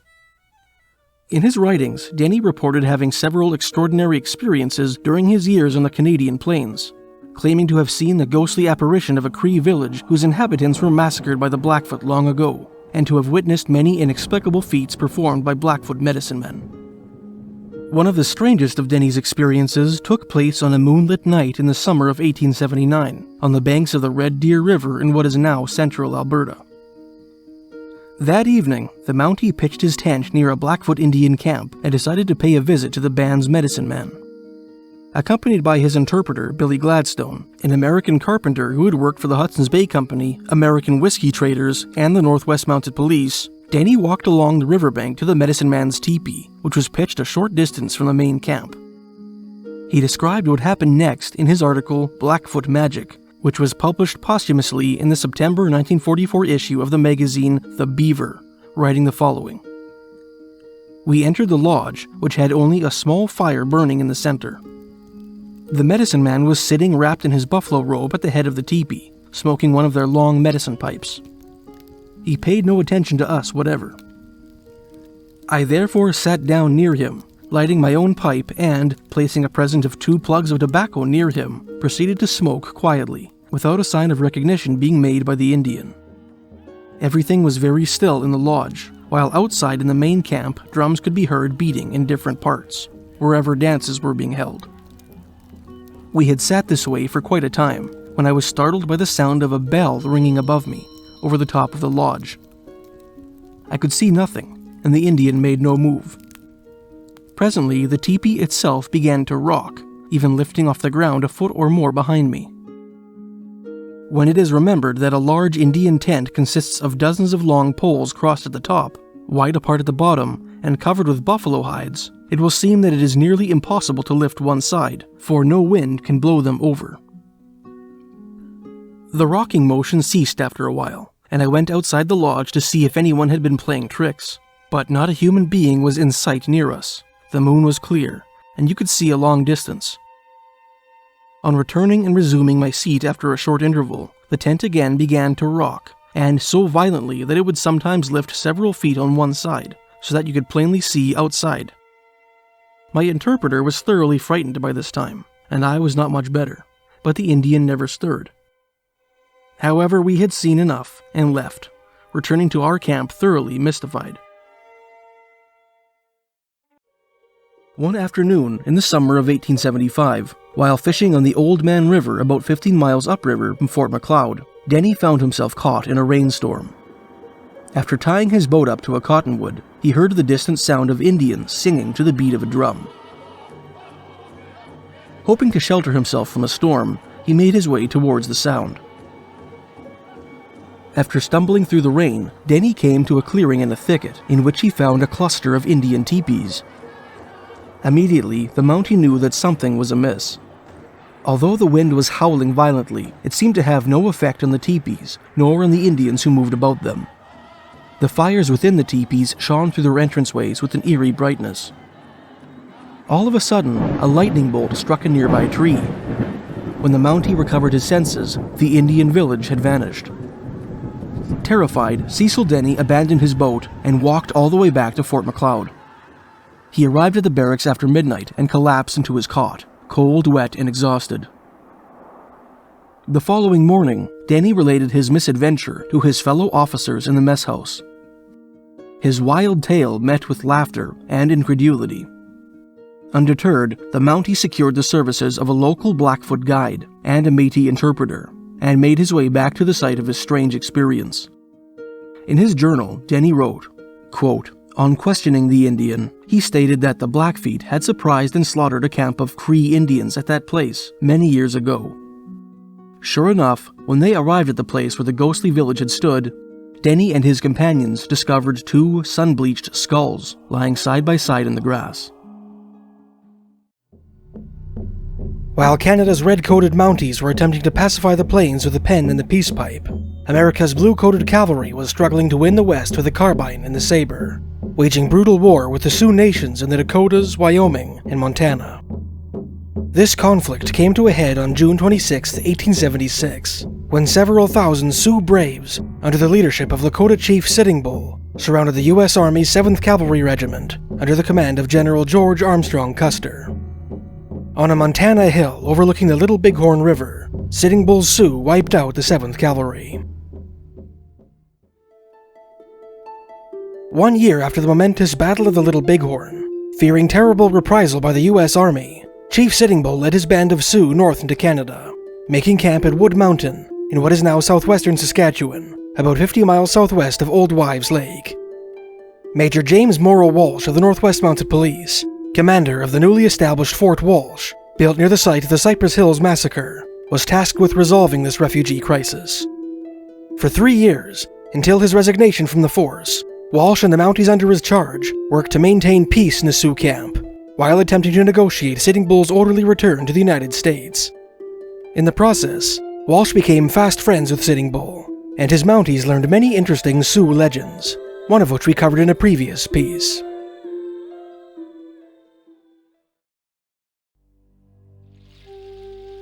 Students of Native American folklore may be familiar with the tale of the White Buffalo Calf Woman, one of the most famous Sioux Indian legends.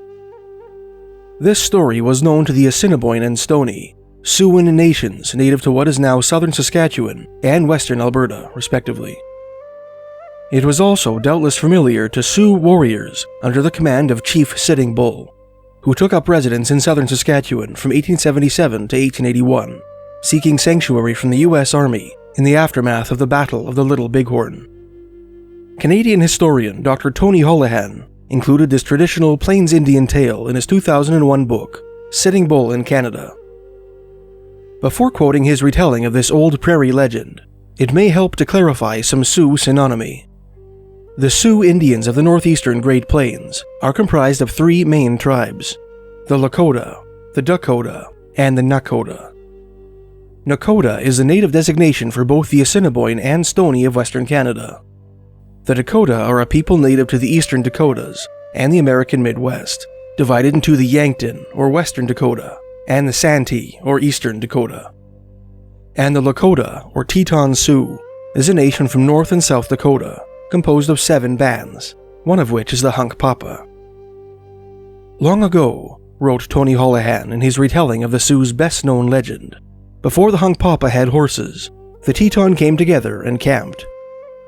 Though it was summer, and animals should have been plentiful, none could be found. Search as they might, the scouts always returned with bad news. One day, the scouts climbed to the peak of a hill. Able to see far into the distance, they hoped they might find game. They were disappointed. They were about to return to camp when one of the braves called that he saw something. It was far away, and they had to squint to determine what it was. It was a person. As the figure drew closer, they saw that it was not just any person. Instead of walking, the being floated. The person was holy. The person was Petit-San-Wee, White Buffalo Calf Woman. Soon, the braves realized that the figure was a woman. Her beauty was greater than any ever witnessed. Long, shiny blue-black hair fell straight near 2 red dots on her face. Her dark eyes bespoke an unknown power. She was dressed in a white buckskin outfit, so white it glowed in the midday sun. Her clothes were decorated with colorful designs of porcupine quills, so intricate that they were well beyond the ability of Lakota women to make. In her hands, she carried a large bundle. When she arrived at the hilltop, one of the scouts was so taken by her beauty that he reached out to touch her. Immediately, a cloud descended upon him, and snakes devoured his flesh. Only his white bones remained on the ground. The other stood still properly. "I bring you something good for your people," she said. "Go back and tell your chief to set up a medicine lodge and to make it holy for my arrival." Holohan went on to explain how the white buffalo calf woman entered the camp and presented the Hunkpapa Sioux with a bundle containing a special calumet, or medicine pipe, made from red pipestone and decorated with 12 eagle feathers. She taught the people to use this instrument, called the Kananpa, or sacred calf pipe, when they wanted to communicate with Wakan Tonka, the Great Mystery. That accomplished, the woman left the camp, transformed into a white buffalo calf, and disappeared. Ever since, the Sioux people have regarded the Kananpa as their greatest national treasure, and the albino bison as a sacred animal whose birth is an omen portending major change. It was the morning of December 20th, 1879. The blanket of snow covering the frozen surface of the North Saskatchewan River was crisscrossed by snowshoe prints and dog tracks, which converged like the spokes of a wheel on Fort Saskatchewan, a Northwest Mounted Police post located about a day's journey downriver from the old Hudson's Bay Company's Fort Edmonton. In the gray gloom of the winter twilight, in the prison yard enclosed by the fort's newly constructed palisade, amid swirling snow, loitered about 100 Cree and Métis trappers, many of whom were huddled around a fire they had kindled the previous night from the trap door of the gallows that loomed nearby. They had come to witness the execution of one of their kinsmen, the first formal hanging in the region known at the time as the Northwest Territories. Also in attendance was the fort's 20-man garrison, whose officers stood at attention in coats made from buffalo robes they had appropriated from whiskey traders just a few years earlier. Sheriff Edward Richard, who had drudged in from easterly Fort Battleford, a grueling snowshoe journey of about 500 kilometers or 300 miles up the North Saskatchewan River, and Reverend Fathers René Remus and Hippolyte Leduc, French Oblate priests from the nearby Catholic missions at Lac La Biche and Lac Sainte-Anne, respectively. Father Leduc stood on the scaffold platform, his long black robe affording him scant protection against the bone-chilling temperature, which hovered around minus 40 degrees Celsius that morning. Minus 40 degrees Celsius, incidentally, also being minus 40 degrees Fahrenheit. Despite the cold, the priest later recalled that perspiration flowed freely down his temples and back, his whole body being inflamed by the somber excitement of the occasion. Beside him stood a nervous old Métis soldier named Rogers, who had volunteered as hangman, and the condemned man, a powerfully built, roughly 40-year-old, 6'3" Cree hunter named Swift Runner, his hands pinioned in front of him, and his neck girded by the noose. At the Duke's prompting, Swift Runner calmly addressed the crowd that had come to watch him die, thanking the Mountie guards, to whose care he had been committed since his arrest the previous spring, for the kind treatment they had shown him, and expressing regret for his misdeeds, to which he freely admitted. When it became clear that the big native had said all he wished to say, the priest began to pray aloud in Latin, and the Cree onlookers broke into wailing death songs in their own language. At the height of this eerie cacophony, the hangman drew the bolt, plunging Swift Runner into eternity, and delivering justice for one of the most stomach-churning crimes ever committed on Albertan soil. Despite a valiant attempt by writer Colin Thompson to formulate a plausible backstory for the villain of our tale, little is known about Swift Runner's early life. According to a brief, colorful, and perhaps dubious biography contained within the article from the Ottawa Daily Citizen, Swift Runner was once the chief of a small band of Plains Cree that haunted the North Saskatchewan River, regularly trading in their furs for guns, tea, and flour at Fort Edmonton. In 1875, the Hudson's Bay Company traders, with whom he had built rapport, recommended him as a trustworthy and intelligent guide to the officers of the Northwest Mounted Police, who were beginning to establish their own outposts through what is now central Alberta. His career as a police scout, however, was short-lived on account of his appetite for whiskey, an illicit commodity which nonetheless found its way into the country, slipping past Mountie patrols. Swift Runner became inordinately fond of it, the article proclaimed, referring to bootlegged liquor, and when half drunk, was the terror of the whole region. 6'3" in height, and of extraordinary strength, he was an ugly customer to meet when on a spree, and the police gave him a wide berth on such occasions. At length, his conduct grew so outrageously bad that they sent him back to his tribe, but his old habits clung to him, and he turned the Cree camps into little hells. The portrait of Swiftrunner as an alcoholic menace conflicts with his portrayal by RCMP historian J.P. Turner in his official 1950 history of the Northwest Mounted Police. Of good character, Turner wrote of the strapping Cree hunter, he was mild and trustworthy, a considerate husband, and exceedingly fond of his children. But Swiftrunner suffered abnormally from troubled dreams, one of the most insidious curses of Indian life. He was continually seeing, or thinking he saw, some of the spirits which were wont to haunt every Indian mind. Foremost among these was the Wendigo, the cannibal spirit, urging him to indulge in cannibalism. The Wendigo to which Turner referred is a preternatural monster of Cree and Algonquin legend, also referred to as the Wendigo, Witico, or Wendigo, depending on the tribal affiliation of the storyteller. In his 1982 article, Wendigo Psychosis, published in the August 1982 issue of Current Anthropology, anthropologist Lou Moreno explained, "When speaking of the Wendigo, we may distinguish at least 3 categories. The first is a Wendigo as superhuman monsters, who may or may not have had human antecedents. The second is a category of human beings, the members of which may or may not have been considered to have been possessed by the spirit of the cannibal monster. The third category is a culture-specific psychotic syndrome, the victims of which are obsessed by a compulsive desire to eat human flesh." It was of this monster that Swiftrunner was said to have dreamed, a sure sign, according to Cree tradition, that he would soon fall under its diabolical spell. According to Fred Bagley, the native attributed the onset of these nocturnal reveries to an event that took place during a hunting trip in the far north, deep in the boreal forest, which he made years earlier in the company of a young boy. Instead of filling their packs with moose and bear meat, as they had anticipated, Swiftrunner and his young companion were unable to find any game, and became desperately hungry. Eventually, the boy succumbed to starvation, and the big hunter, in order to avoid a similar fate, devoured his mortal remains. This act of cannibalism, so abhorrent to Cree sensibilities, made him vulnerable to possession by the Wendigo, which imbued in its victims an irresistible craving for human flesh. All sources agree that, in the spring of 1879, Swiftrunner appeared alone at a Cree encampment on Manawan Lake, known at the time as Egg Lake, located about 15 miles northwest of St. Albert.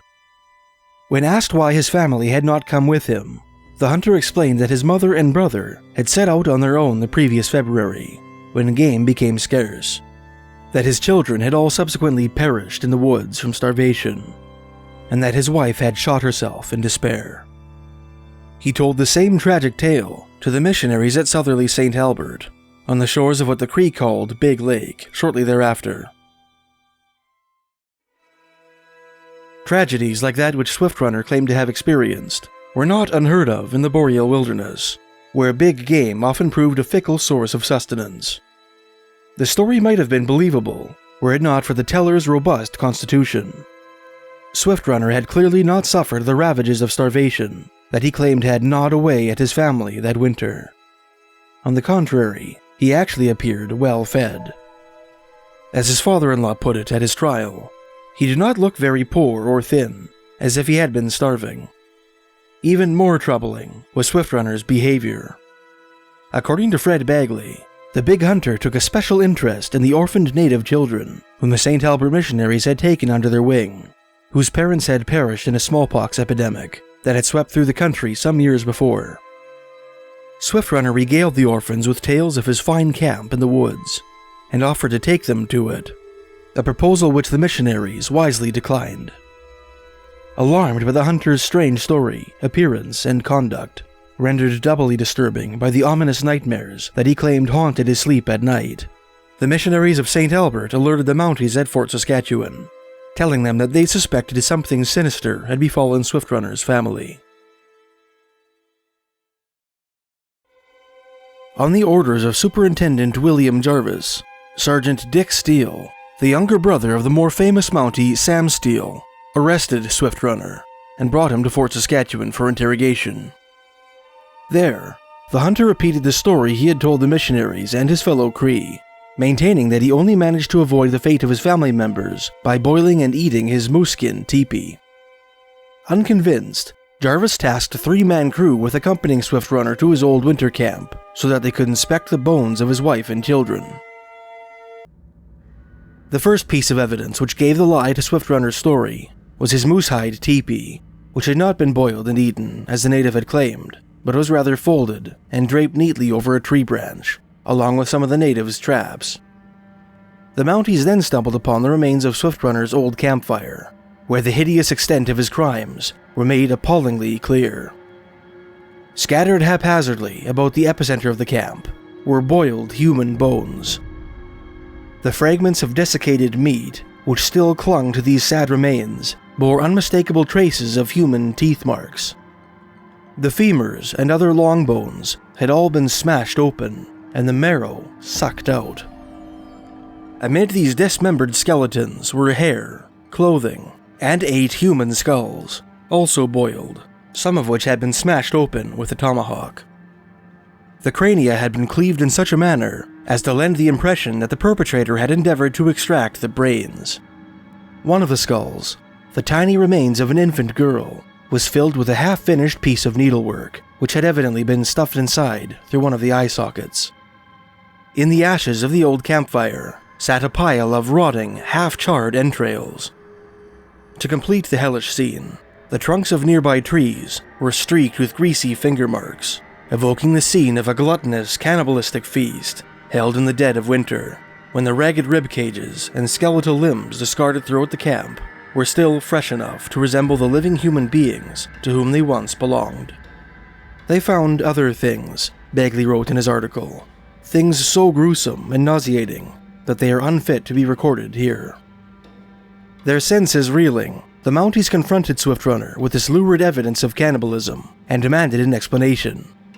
The hunter continued to maintain that his family had died of starvation, but admitted that he had dined on their corpses, only to sustain his own life. He then told the policeman that about 1.5 miles from that spot, they would find the grave of his young teenage son, the eldest of his children, who had been the first to die. Since he himself had not been in the last stages of starvation at the time his son died, he had not been obliged to eat him as he did the others. The Mounties followed Swift Runner's directions and found the boy's emaciated body buried where he said it would be. They then collected the 8 skulls scattered about the main camp, along with some of the bones, and buried the rest of the remains on the spot. Upon the party's return to Fort Saskatchewan, Swift Runner was brought into a room in which his family's bones were laid out on a table and was interrogated at length. Rather than displaying fear or remorse, the hunter seemed to regard the whole situation as a big joke. When asked to identify the skulls, he casually stuck his fingers into the eye sockets of one of the larger ones. "This is my wife," he said with a merry chuckle. Eventually, Swift Runner confessed that his family had not in fact died of starvation, but that he had killed and eaten them. Although the policeman had recovered 8 skulls from his old campsite, not including that of his eldest son, he steadfastly maintained that he had only killed and eaten his wife and 5 of his children. His 6th child, his eldest son, and the first of the family to die, had succumbed to starvation, a fact which Gagnon and Herchmer had verified. He refused to disclose the identities of the 7th and 8th skulls, saying only that his mother and brother had split off from their group before the killing began, and that he did not know what became of them. Swift Runner was tried for the murder of his family in the summer of 1879, barely evading Indian justice at the hands of his Cree relatives, who resolved to dismember and cremate him if he managed to escape the Mountie jail, that method of interment being the only sure way to prevent a Wendigo from returning from the dead. On August 8, 1879, Judge Richardson sentenced Swift Runner to be hanged at Fort Saskatchewan on December 20th of that year. In true native fashion, the hunter was said to have received news of his fate with stoic indifference. Swift Runner spent the remainder of his days locked away in Fort Saskatchewan. In his article, Fred Bagley implied that, until the bitter end, the big Cree hunter never shook the craving for human flesh that he had developed in the far north on that fateful hunting trip years before. "Frenchie," he wrote, "a huge and particularly well-nourished member of our troop, was a constant source of merriment to the prisoner. Each time the constable entered the guardroom, the Indian's saucer-like eyes gloated over the corpulent form, his lips parted in a broad grin. "Wah wah, you would make fine eating. There must be that much," holding up 3 fingers, "fat on your ribs." Kaki Sikuchin took a great fancy to me, either because I could talk to him in Cree, or, horrid thought, because I was then young and tender. In the spring of 1879, Northwest Mounted Police Officer Sam Steele arrived in Ottawa, Ontario, to collect the newest batch of Northwest Mounted Police recruits. By that time, the Northwest Mounted Police had firmly ensconced themselves in the region that would one day become southern Alberta and Saskatchewan, and had brought some semblance of law and order to that wild frontier. Since their arrival on the Canadian plains in 1874, they had effectively put an end to the infamous whiskey trade, made peace treaties with the powerful Blackfoot and Iron Confederacies, and established a friendly relationship with the fugitive Sioux chief Sitting Bull, whose tribe fled north into Canada following the Battle of the Little Bighorn. By 1879, many adventurous young men from Ontario and Quebec had heard of the exploits of the Redcoats out west, and were eager to enlist in the force themselves. One of these young Canadians was Marmaduke Graburn, who was given the rookie rank of Constable in the Northwest Mounted Police. An avid hunter and outdoorsman, 19-year-old Constable Graburn was well suited to frontier living, and quickly settled into his first post at Fort Walsh in the Cypress Hills. The young Mountie also made fast friends with many of his fellow recruits, and was quite popular at the fort. According to one of his friends, he was of the most genial disposition, kind-hearted, truly brave and honorable. Early in the fall of 1879, a band of Bloods made camp outside Fort Walsh. The natives, hungry and impoverished, perpetually begged the fort's garrison for food and ammunition. The band's neediness, coupled with a string of horse thefts that had taken place at Fort Walsh earlier that fall, prompted Commander Sam Steele to order 2 officers and a Métis scout to keep watch over the horse herd at a camp about 3 miles from the fort. One of the officers was Constable Graburn. On the morning of November 16, 1879, Graburn left the camp to retrieve supplies from a nearby hut, but never returned. His tracks were followed to a steep gully, but a snowstorm forced his comrades to abandon the search until the next day. When they resumed, they found Graburn's frozen body in a ravine, shot in the back. The young constable was the first officer of the Northwest Mounted Police to be killed in the line of duty. The Mounties quickly launched an investigation, finding clues that pointed to 2 blood warriors. One of them, Weasel Moccasin, eventually confessed that a young blood named Starchild had bragged about killing a redcoat. Starchild, a 17-year-old who had been seen around Fort Walsh, was tracked to the Bears Paw Mountains in Montana, which lay beyond Mountie jurisdiction. In 1881, however, when Starchild's band returned to Canada to collect treaty money, the Mounties seized the opportunity. Starchild was captured and brought to trial in October of that year. Despite suspicions and circumstantial evidence, a jury composed of local civilians, most of them ex-Mounties, acquitted him, much to the dismay of the force's active servicemen. Starchild was later sentenced to 4 years of hard labor for horse theft in 1883, which Graburn's friends regarded as some modicum of justice for the crime they were sure he had committed. In the eyes of the law, however, the murder of Constable Graburn remains unsolved to this day.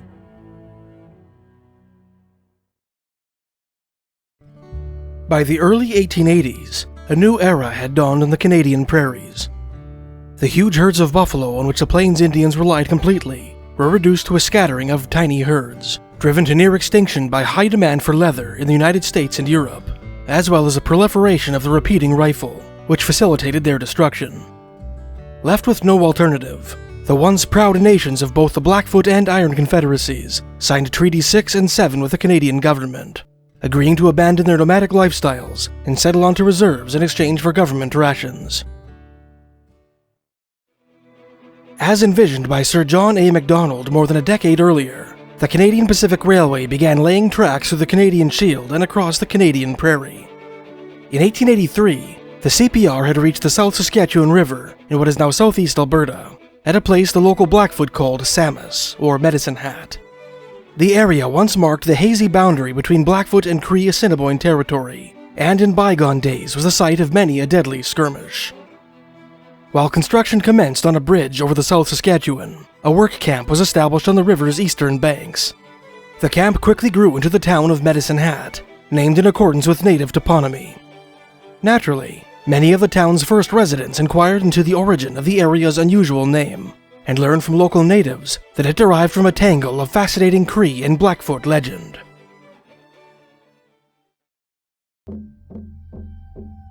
There are a great number of old Blackfoot and Cree legends which purport to explain the origin of the name Medicine Hat.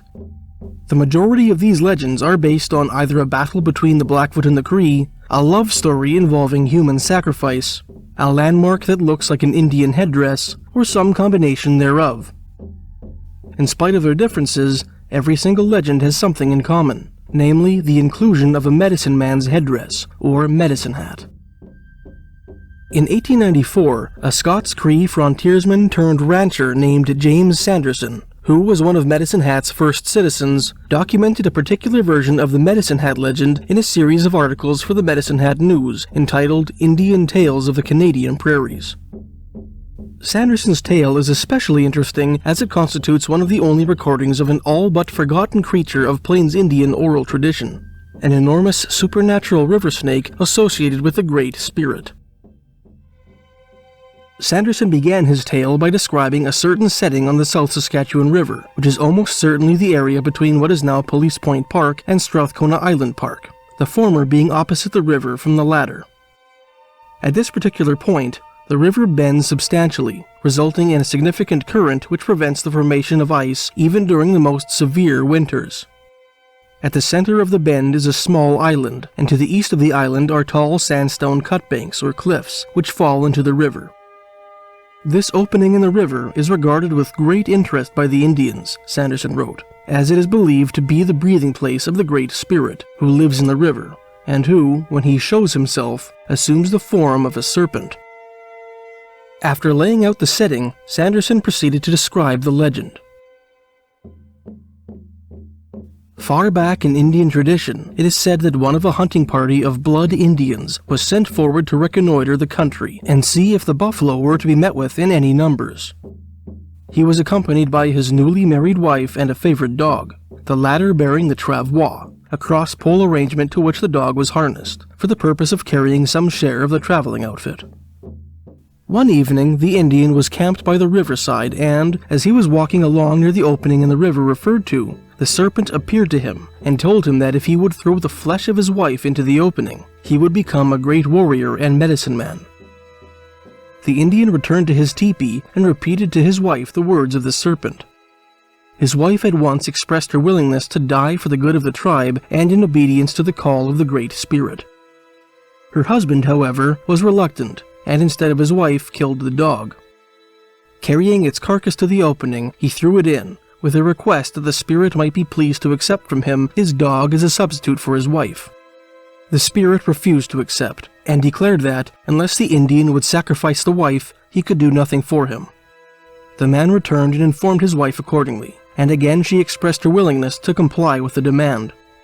Finally, she was sacrificed and her flesh given to the spirit, who then directed the man to stay all night on the island nearby, to rise early next morning, and as the sun rose, to proceed towards the cutbanks lying to the east. At the base of one of the cutbanks he would find a bag containing medicines and a hat trimmed with ermine. He was instructed to bring the medicine bag and the hat with him to the spirit, who would explain the purpose of the hat and the efficacy of the medicines. The hat, he was told, was to be worn only in war, and would ensure victory to the wearer. The tradition has it that the Indian became famous as a medicine man and warrior.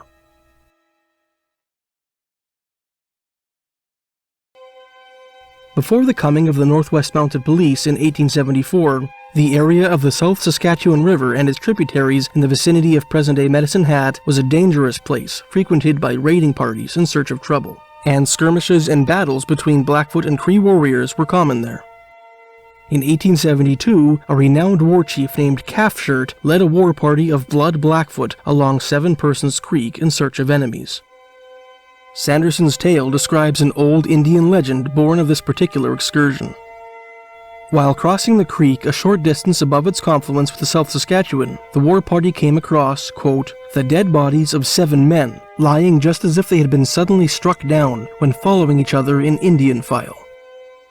Although it was evident that they had been dead for some time, there was not a single indication of decay about them, unless the absence of any vestige of hair upon their heads might be regarded as such. They were not scalped. The hair had simply been removed without any indication being left of the manner of its removal. There was no wound visible on the bodies, nor could the Blackfoot tell whence they had come, or to what tribe they belonged. Being unable to explain this most mysterious find, the braves made up their minds to watch the bodies, to see whether anyone would come to claim them or give them burial. They waited patiently for 5 days in the neighborhood and watched the corpses closely, but there was no sign of any such party appearing, and the bodies continued in the same condition of non-decay. As they discussed various theories to account for the death of the men, someone suggested that they had died of starvation, but a close examination of their equipment proved that they had not been short of provisions. The final conclusion of the Blackfoot was that the 7 persons had in some way offended the Great Spirit who breathed through the unfreezing opening in the South Saskatchewan, and that he had punished them by striking them dead, unquote. The natives reverently covered the bodies with stones, which, for many years, remained undisturbed by prairie wolves and other scavengers, presumably remaining in their peculiar state of non-decay. Ever since, the waterway on which the bodies were discovered has been called 7 Persons Creek. Intriguingly, Sanderson's tales are not the only documented Plains Indian legends involving giant supernatural water serpents. Blackfoot storyteller Earl Willows, for example, in a 2009 article entitled Earl Willows Tells the Story of the Warrior That Ate the Horned Snake, recounted a traditional Blackfoot tale in which 2 warriors, on their way home from a raid, accidentally set up camp over top of a snake den. In the morning, they discovered an enormous snake nearby and burned it alive. Heedless of his companion's warning, one of the warriors, named Weasel Calf, ate some of the snake's cooked meat, which he plucked from the ashes.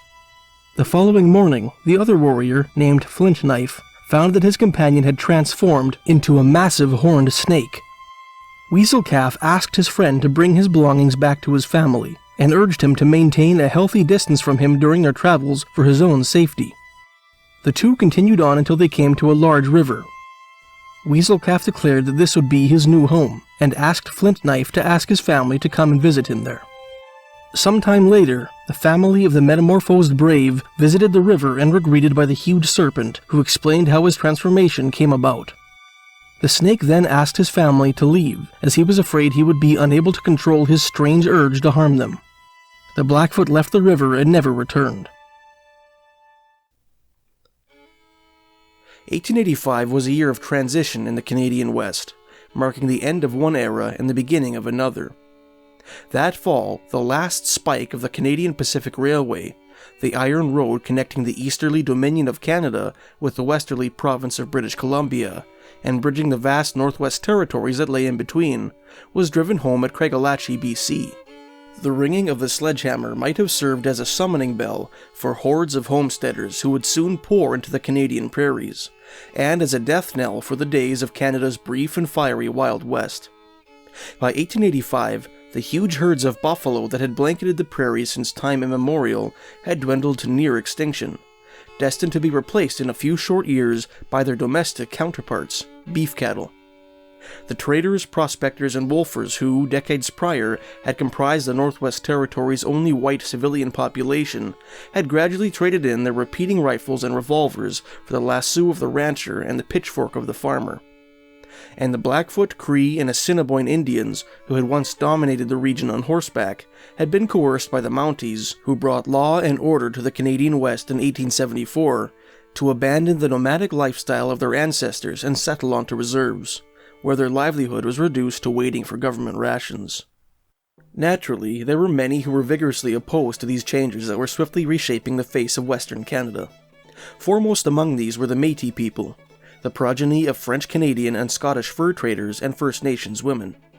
Nearly 2 decades prior, in the wake of Canadian Confederation, the French Métis of the Red River Valley south of Lake Winnipeg had rebelled against the newly established Canadian government, fearful that Dominion agents would force them to abandon their homesteads along the Red River, which they did not legally own. The uprising, called the Red River Rebellion, was led by a well-educated Métis revolutionary named Louis Riel, who fled south to Dakota Territory when the Canadian government sent a military expedition to enforce peace in the region. By 1885, the Métis people, who had relied on the bison almost as heavily as their First Nations cousins to the west, were in dire straits. That spring, they invited Riel to return from his long exile in the United States in the hope that he might lead them once again in this, their time of need. Answering the call of his people, the Métis expatriate rode north into Canada and up the wagon-rutted Carleton Trail to the village of Duck Lake, in what is now central Saskatchewan, where many Métis had resettled following the Red River Rebellion. In no time, whispers of an impending revolution were rippling through the Canadian prairies. About 300 kilometers, or 185 miles northwest of Duck Lake, just west of the eastern border of what is now Alberta, at a place where the southerly prairie meets the boreal forest, lies the remote settlement of Frog Lake. In 1885, this tiny community boasted a grist mill, a Hudson's Bay Company trading post, a small Northwest Mounted Police barracks and stables, a Catholic mission church called Notre Dame de Bon Conseil, or Our Lady of Good Counsel, and an office for Indian Agent Thomas Quinn, who was responsible for the 3 bands of peaceably inclined woodland Cree who pitched their teepees nearby. In the spring of 1885, while Louis Riel was receiving a warm welcome at Duck Lake, 2 very different Cree bands joined their fellows at Frog Lake. One was comprised of the so-called Bush Indians, a peace-loving clan of woodland Cree who hailed from the forests to the north. The other was composed of fearsome Plains Cree from the southerly prairies, who were led by a grizzled, pock-scarred chief named Big Bear. Big Bear was a true member of the Old Guard, a man with one moccasin firmly planted in the past and the other begrudgingly thrust into the present. He was a veteran of 1,000 skirmishes and horse raids, having spent most of his adult life on the warpath against the Blackfoot, his people's hereditary enemy. He had even played a prominent role in the 1870 Battle of Belly River, the world's last great intertribal Indian battle. Like his ancestors before him, his sole occupations prior to the coming of the Mounties in 1874 had been hunting and warfare, activities which, in his mind, tested his mettle as a chief and defined his worth as a man. Big Bear detested the changes that had taken place in recent years and stubbornly refused to give up the traditional Plains Cree way of life. Hoping to retain his freedom for as long as possible, he was the last chief to sign Treaty 6, an agreement between the Canadian government and the various Cree and Assiniboine nations of what is now Alberta and Saskatchewan, which stipulated that the natives surrender their hunting grounds to the government in exchange for provisions. When the buffalo finally disappeared from the prairies and his people began to go hungry, Big Bear had no choice but to accept the terms of the treaty. Instead of settling on a reserve as had his contemporaries, however, the old chief and his band attempted to retain some semblance of the traditional nomadic lifestyle, spending nearly a decade wandering aimlessly from trading post to trading post without any buffalo to pursue. When they finally rode into Frog Lake in the spring of 1885, they were bitter, frustrated, and hungry. On March 30th, 1885, word reached Frog Lake of a battle which had taken place 5 days prior at southeasterly Duck Lake. On March 19th, Louis Riel had declared himself the leader of the so-called Provisional Government of Saskatchewan, an independent Métis state comprising much of what is now Alberta, Saskatchewan, and Manitoba. When a handful of Northwest Mounted Police officers from Fort Carleton, a Hudson's Bay Company post located about 20 kilometers or 13 miles northwest of Duck Lake, on the banks of the North Saskatchewan River, had attempted to make a routine trip to Duck Lake for supplies, Métis revolutionaries had stopped them on the trail and forced them to return with a message from Riel demanding the fort's peaceful surrender. Leif Crozier, the superintendent of Fort Carleton's Northwest Mounted Police Detachment, had no intention of giving in to Riel's demands. On March 25th, he led 95 Mounties down the road to Duck Lake, where 250 Métis revolutionaries were waiting for them, having occupied a defensive position behind several log cabins at the edge of a thicket. Led by their general, Gabriel Dumont, the Métis militia engaged Crozier's force in a 30-minute firefight, which left 12 Mounties and 6 Métis dead.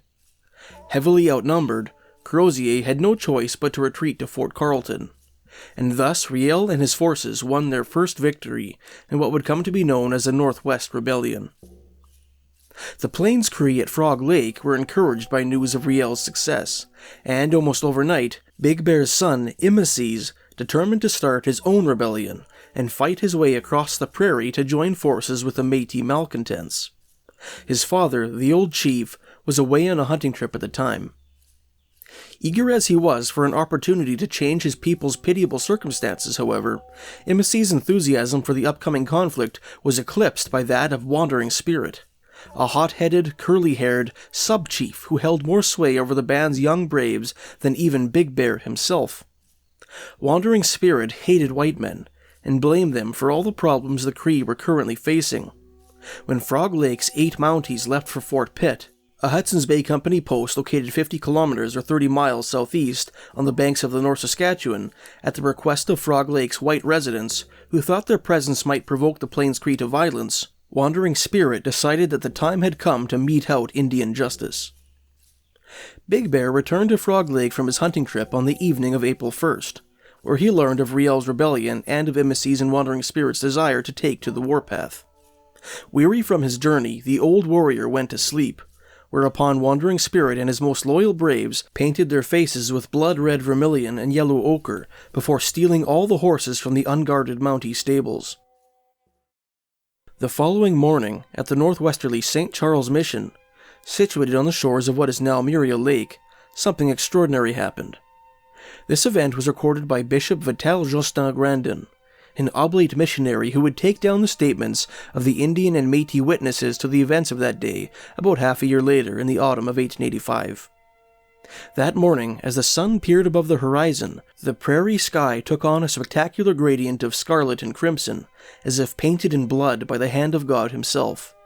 On this magnificent canvas, the woodland Cree of St. Charles Mission saw 9 red crosses hovering in the southeastern sky, in the direction of Frog Lake. The Cree, whose missionary-induced Catholicism was colored by the traditional beliefs and superstitions of their ancestors, took this as an omen portending imminent disaster.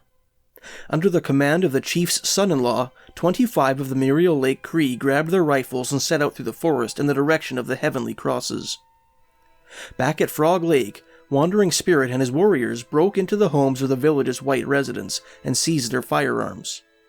Riel and his half-breeds came last night and stole the Redcoats' horses, the Plains Cree lied to the bewildered settlers. But don't be afraid, we will protect you. After raiding the Hudson's Bay Company post of its knives, bullets, and gunpowder, the warriors herded most of Frog Lake's white settlers to the mission church, where the resident priest, 35-year-old Father Leon Adelard Fafard, and a visiting priest named Father Marchand were saying Holy Thursday Mass for the local Métis and Woodland Cree. In the middle of the service, Wandering Spirit sauntered into the church and genuflected in the center aisle, a Winchester rifle in his hand. According to 23-year-old Hudson's Bay Company clerk William Bleedsell Cameron, a witness of the event who described the experience in his 1926 book Blood Red the Sun, his lynx-skin war bonnet, from which depended 5 large eagle plumes, crowned his head.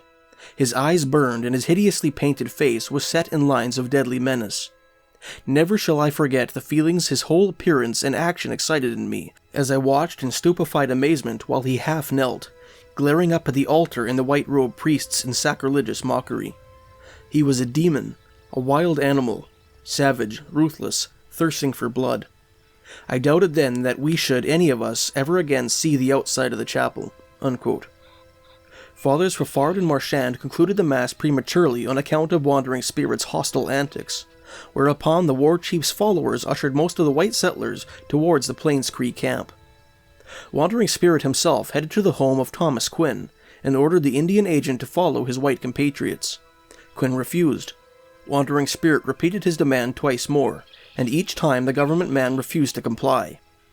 "Die then," spat the war chief, raising his rifle and shooting Quinn in the head. The gunshot was like a spark in a powder keg. Immediately, a Plains Cree warrior shot Quinn's Métis interpreter in the shoulder.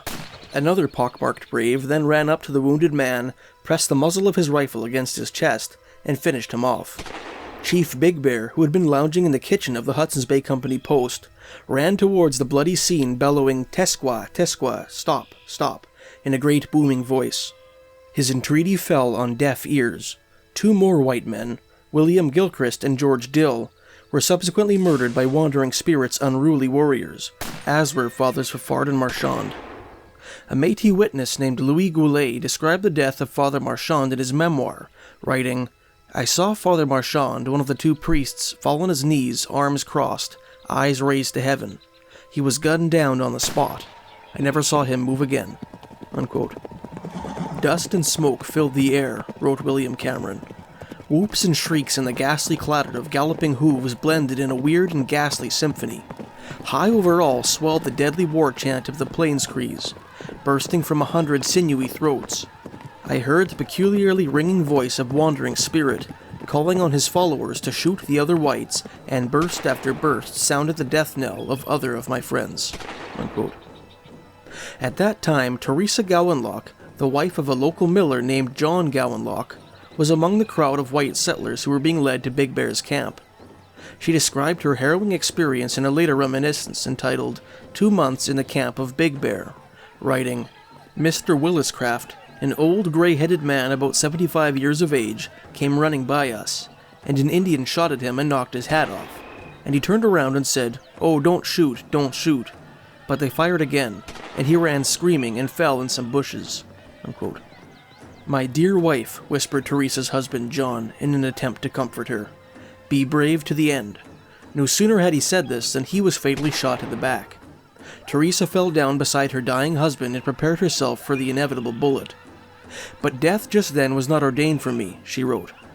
A Plains-Cree warrior roughly hauled her to her feet just in time for her to see the murder of John Delaney, who had formerly instructed the local woodland Cree in farming. Delaney's grieving widow, who was also named Teresa, was torn from her husband's prostrate body and made prisoner.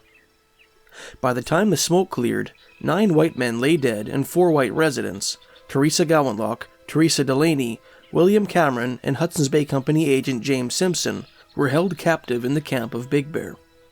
Cameron and Simpson were spared the slaughter due to the intercession of their woodland Cree friends, who sheltered them in their own camp after the shooting broke out.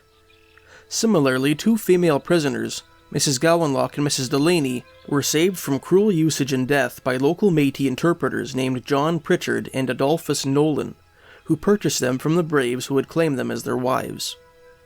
By the time the woodland Cree from Muriel Lake arrived at Frog Lake, the slaughter was complete. Upon learning the particulars of the massacre, the Indians were certain that the 9 red crosses they had seen in the sky that morning were divine memorials for the 9 men who had lost their lives that day. The Plains-Cree spent the evening feasting and dancing, gorging themselves on Hudson's Bay Company bacon and sacramental wine from the mission church. After mutilating the bodies of their victims, they allowed several devoutly Catholic local Métis to inter some of the bodies in empty houses and the church cellar. Others were left out in the open at the command of Wandering Spirit, at least one of them being propped up against a tree with a pipe jammed in his mouth in a perverse display of frontier humor. The following day, the natives witnessed a second celestial apparition, which Bishop Grandin described in a letter to the parents of the martyred Father Fafard. From the spire of Notre Dame, 2 men dressed in white rose up and ascended into the sky, much to the alarm of the natives who were present. As the ghostly figures dissipated, another vision suddenly appeared in the heavens. Witnesses described seeing an altar in the clouds, beside which sat an ethereal priest who seemed to be preparing to say Good Friday Mass. The image dissolved as quickly as it had appeared, leaving many of the Indians in a state of superstitious dread. On Holy Saturday, Big Bear's Plains-Cree burned the mission church before setting fire to the rest of the buildings at Frog Lake. They whooped and sang as they watched Notre Dame burn to the ground. That accomplished, they and their woodland Cree brethren, whom they had bullied into joining their wild crusade, made preparations to besiege the southeasterly Fort Pitt. On Easter Sunday, the Indians held a war council, spending most of the day discussing their next course of action. At nightfall, their camp was beset by a violent thunderstorm. The temperature dropped, and soon a blanket of snow carpeted the prairies. Amidst flashes of lightning, the natives saw another distressing vision in the clouds, which both Bishop Grandin and Teresa Gowanlock described in their writings. While gathered on a hillside near Frog Lake, the natives watched the phantasmal figures of 2 men rise up from the charred and smoking ruins of Notre Dame, similar to the vision witnessed 2 days prior. This time, the onlookers recognized the figures as priests. As the spectral forms rose into the air, a cloud suddenly took the form of a church. One of the phantoms entered the church, while the other, who now appeared to be riding a large black horse, held up a cross and made a gesture similar to that which a priest makes when blessing his congregation. Gowanlock, who was asleep at the time of the apparition, wrote that the vaporous priests were described as looking very angry, leading many of the Cree warriors to despair that they had, by their actions, incurred the wrath of God. For 2 months, the Cree war party roamed throughout northern Saskatchewan with their prisoners in tow. In their memoirs, Teresa Gowanlock, Teresa Delaney, William Cameron, and Louis Goulet detailed the particulars of the campaign, describing the Cree's nearly bloodless capture of Fort Pitt, the constant infighting that took place between the warlike Plains Cree and their more peaceably inclined woodland cousins, various Cree ceremonies including the agonizing thirst dance and a ritualized feast which centered around the consumption of dog stew, and the Cree's final skirmishes with government forces at the edge of the boreal forest. All the while, the prisoners, particularly those of the fairer sex, suffered from bitter cold, severe privation, and the ever-looming threat of execution at the hands of wandering spirit.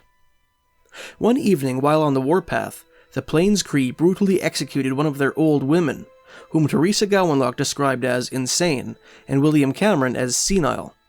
The Indians believed that the woman had been possessed by an evil cannibalistic spirit called a Wendigo, or Wendigo, and that she would try to eat their children if they failed to kill her before sundown.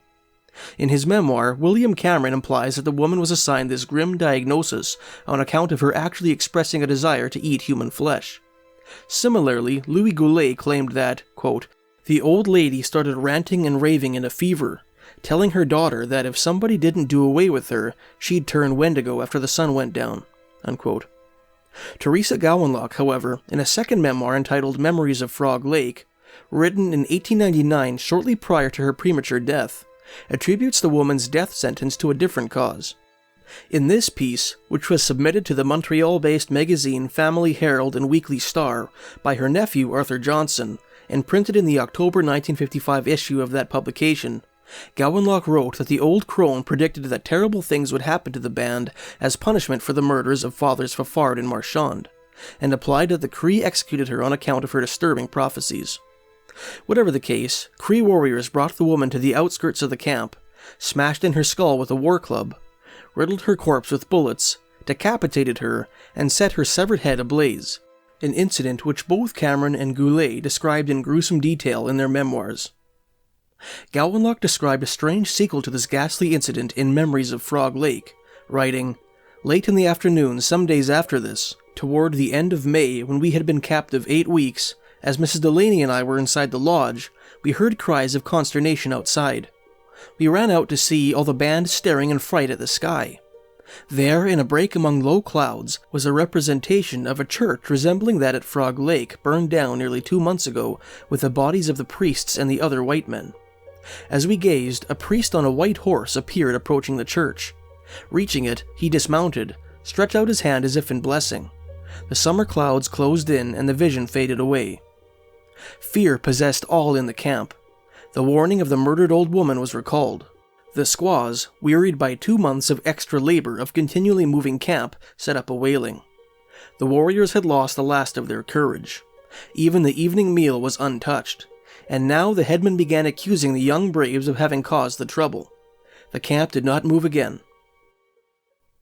Several days later, the disheartened Cree warriors clashed with a combined force of Northwest Mounted Police officers and Canadian militia led by Mountie Sam Steele at the battles of Frenchman Butte and Loon Lake. Following their defeat at Loon Lake, the Plains Cree and the Woodland Cree went their separate ways, the prisoners proceeding under the protection of their Woodland Cree friends. The captives were finally rescued by government forces in early June and brought back to civilization. Most of the surviving perpetrators of the massacre at Frog Lake were eventually captured, although some of them escaped to Montana. On November 27, 1885, 6 of the culprits, along with 2 Cree and Assiniboine murderers from the band of Chief Poundmaker, another participant in Riel's rebellion, were executed at Fort Battleford in what was to be the largest mass hanging in Canadian history. Chief Big Bear himself, who had eluded government forces sent to capture him, eventually turned himself in at Fort Battleford. Due in part to the testimony of William Cameron, who described Big Bear as an unwilling participant in the campaign that was ascribed to him, the Great Plains Cree chief was only sentenced to 3 years of imprisonment. Although there have been many books and articles written on the subject of the Northwest Rebellion, precious few make any reference to the series of spectacular celestial visions allegedly witnessed by the Cree and Métis who participated in Big Bear's campaign. Neither William Cameron nor Louis Goulet made any mention of the incidents in their memoirs. Even Bishop Grandin, who might have felt inclined to treat the visions as miracles associated with the martyrdom of Fathers Fafard and Marchand, dismissed accounts of the phenomenon as flights of Indian fancy, writing, "I am convinced that the imagination is for many, if not all, inherent in all these visions and apparitions. Even those visions which the people of Lac and Long, or Muriel Lake, claim to have seen cannot be real, if you ask me, but are attributable to the same cause, since the savages of this locality were ignorant, they assured me, of what had actually happened." All these at least proved the high esteem and veneration which the Christians had for their missionaries, and the remorse felt by the miserable people who had killed them. Unquote. Teresa Gowanlock alone gives credence to the stories, strongly implying in her second memoir, which she penned prior to her untimely death, that she herself witnessed the apparition at Loon Lake. Is Gowanlock's 1899 reminiscence the product of a fevered brain of a dying woman, an inadvertent perversion of the events described in her earlier writings? Is it a distortion of the truth written for dramatic effect? Or does it constitute the confession of a troubled soul, cognizant of its imminent reunion with its maker, intended to rectify the omissions of an earlier record born out of a fear of ridicule? Until a more illuminating source emerges from the archives of some Canadian museum or university, these questions will likely remain unanswered, leaving the miracle of Loon Lake one of the great unsolved mysteries of Canada. In the wake of the Northwest Rebellion, pioneers from eastern Canada, the United States, and Europe flocked to the Canadian prairies to farm, ranch, and homestead in what the Dominion government marketed as the last best West. Brisk traffic commenced on the Canadian Pacific Railway, by which passengers and supplies were transported to burgeoning communities like Regina and Calgary. In the early 1900s, this vital artery became the scene of one of the Canadian prairie's most baffling mysteries.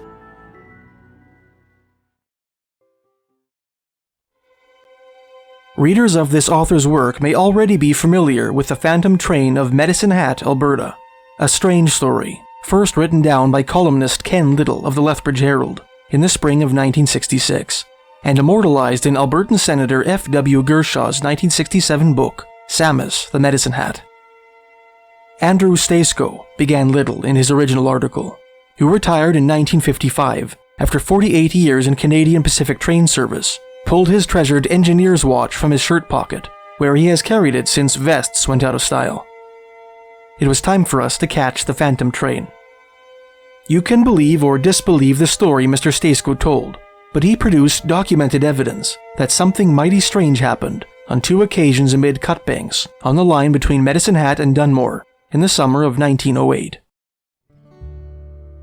Little went on to explain how, in the early 1900s, an engineer named Bob Toohey and a stoker named Gus Day worked for the Canadian Pacific Railway out of the city of Medicine Hat, Alberta, in the southeastern corner of the province. One night in May 1908, these 2 associates were tasked with bringing a train from Medicine Hat to the easterly town of Dunmore, coupling with a passenger train called the Spokane Flyer, and continuing west beyond Lethbridge and into the Crow's Nest Pass. At a point about 2 miles outside of town at that time, where the Canadian Pacific Railway climbs out of the South Saskatchewan River Valley and onto the open prairie, the Canadian Pacific Railway wraps around a cutbank fronting a stream called Ross Creek. This cutbank obstructs the view of the tracks on both sides, preventing both eastbound and westbound trainmen from seeing what lies around the corner. On that fateful night, while they were making their way around the cutbank, Bob Toohey and Gus Day heard a sound that made their blood run cold. The warning whistle of an oncoming train, fast approaching from the east. Moments later, a train's headlights appeared around the cutbank, heralding an imminent head-on collision. Before Day had time to leap from the gangplank, or Toohey the opportunity to crank the brake lever, the approaching locomotive glided laterally off the tracks and sped past, floating on the air. Day stood at the cab doorway and Tui's hand remained suspended for the brake valve, Little wrote, as a string of phantom coaches sped past. The coach windows were lighted, and crew members waved a greeting from places where crew members would be expected to be found waving greetings as trains passed. And then the phantom disappeared. Tui and Day, each fearful of what the other might have thought had they expressed feelings, said nothing. They continued to Dunmore, coupled to the Spokane Flyer, and finished the night without further incidents. 2 weeks after the strange event, Tui and Day encountered each other on the streets of Medicine Hat. Both men had spent the interim consumed by thoughts of their bizarre experience, and found the courage to ask what the other had seen that night.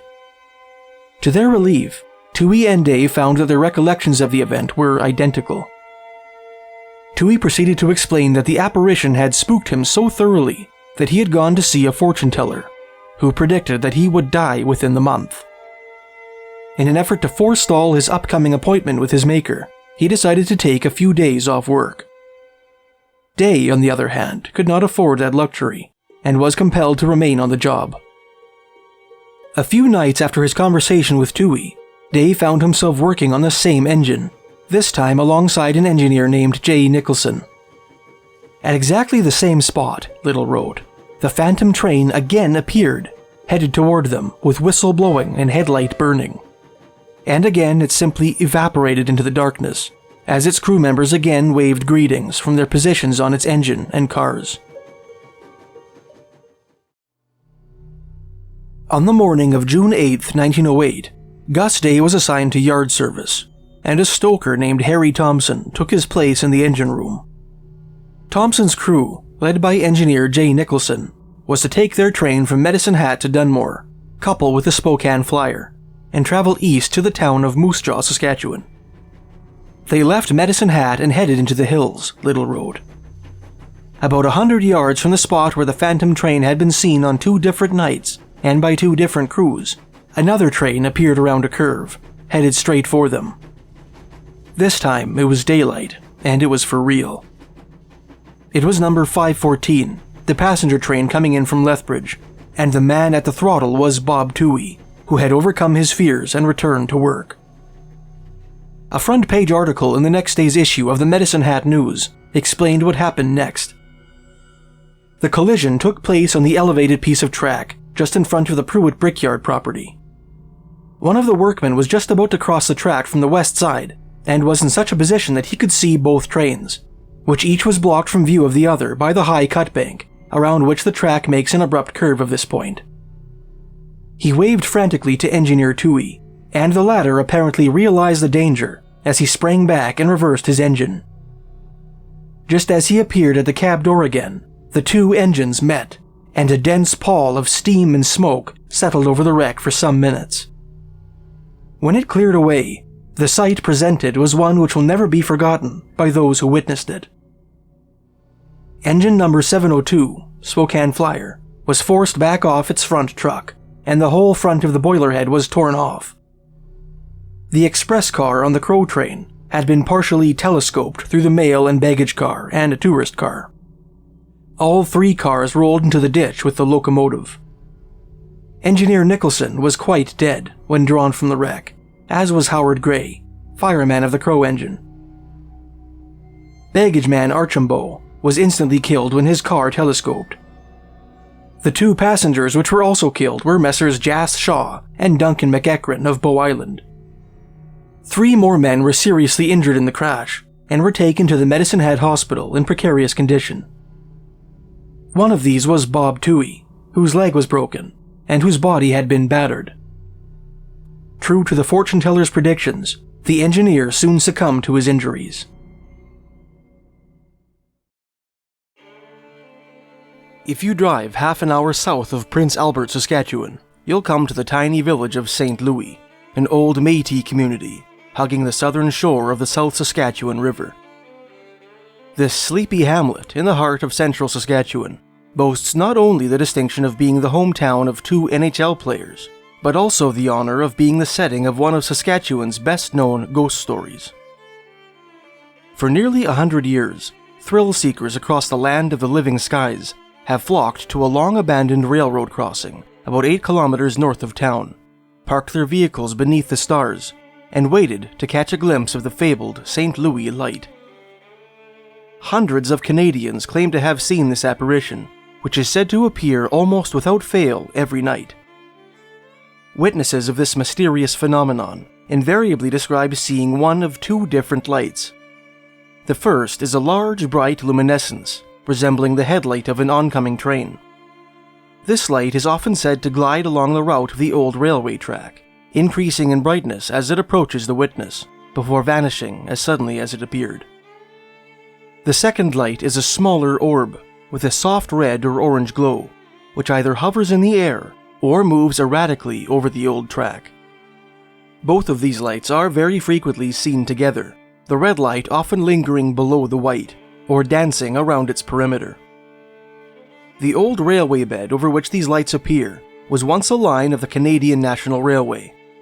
The tracks were abandoned in 1983, their ties and rails pulled up in 1988. Today, the husk of the old iron thoroughfare runs through private farmland, appearing as a grassy trail through prairie scrub. Legend has it that, one cold winter night in the 1920s, when the railroad was in full operation, a brakeman or engineer was obliged to leave the relative safety of his locomotive, perhaps to remove some obstruction from the tracks. Through some terrible accident, he was struck by his own train and decapitated.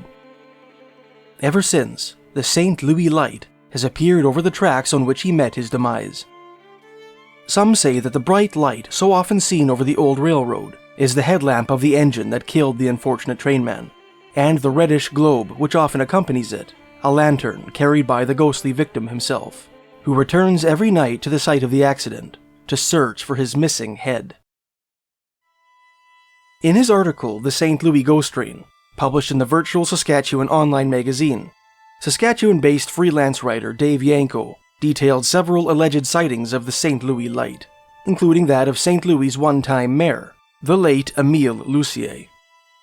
One night many years ago, Lucier and his brother-in-law decided to walk along the old tracks, something that, to the best of their knowledge, nobody had yet tried.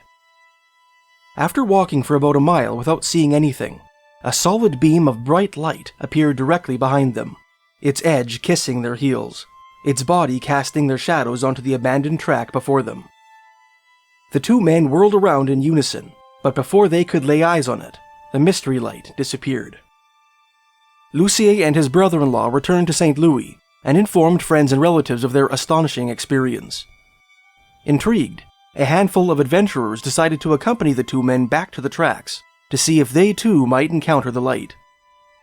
This time, Lucier contented himself with remaining at the crossroads and watching the boys as they walked down the old trail. Before they were out of sight, a bright globe of light suddenly appeared over the track bed and illuminated the pedestrians for a few moments before vanishing. Lucier called out to the boys and was astonished to learn that none of them had seen a thing. Lucier's son, Edward, then a teenager, was a member of the party that ventured out onto the tracks that night. He described his experience to writer Taryn Reimer, who published his account in the October 31, 2014 issue of the Western Producer. "The light came behind us," he said, "and lit us up, and the silhouettes in the tracks, and they kind of recognized us. Dad come running, because he thought we'd be scared, and we hadn't even noticed. We didn't see the light ourselves, so that was kind of an eerie thing." Throughout the school season of 2001-02, 2 young ladies named Shannon Dunn and Alicia Lederhaus, who attended grade 12 at the Churchill High School in La Ronge, Saskatchewan, decided to make the St. Louis Ghost Light the subject of their science fair project. They were not the first Saskatchewan students to investigate this spook light in the name of science. Back in 1999, 10th grade students Dustin Armstrong and Ben McIver of Prince Albert's Carleton Comprehensive High School videotaped the ghost light as part of their own science project, and declared it a paranormal phenomenon when they found that their camera had failed to capture the light they had seen with their eyes.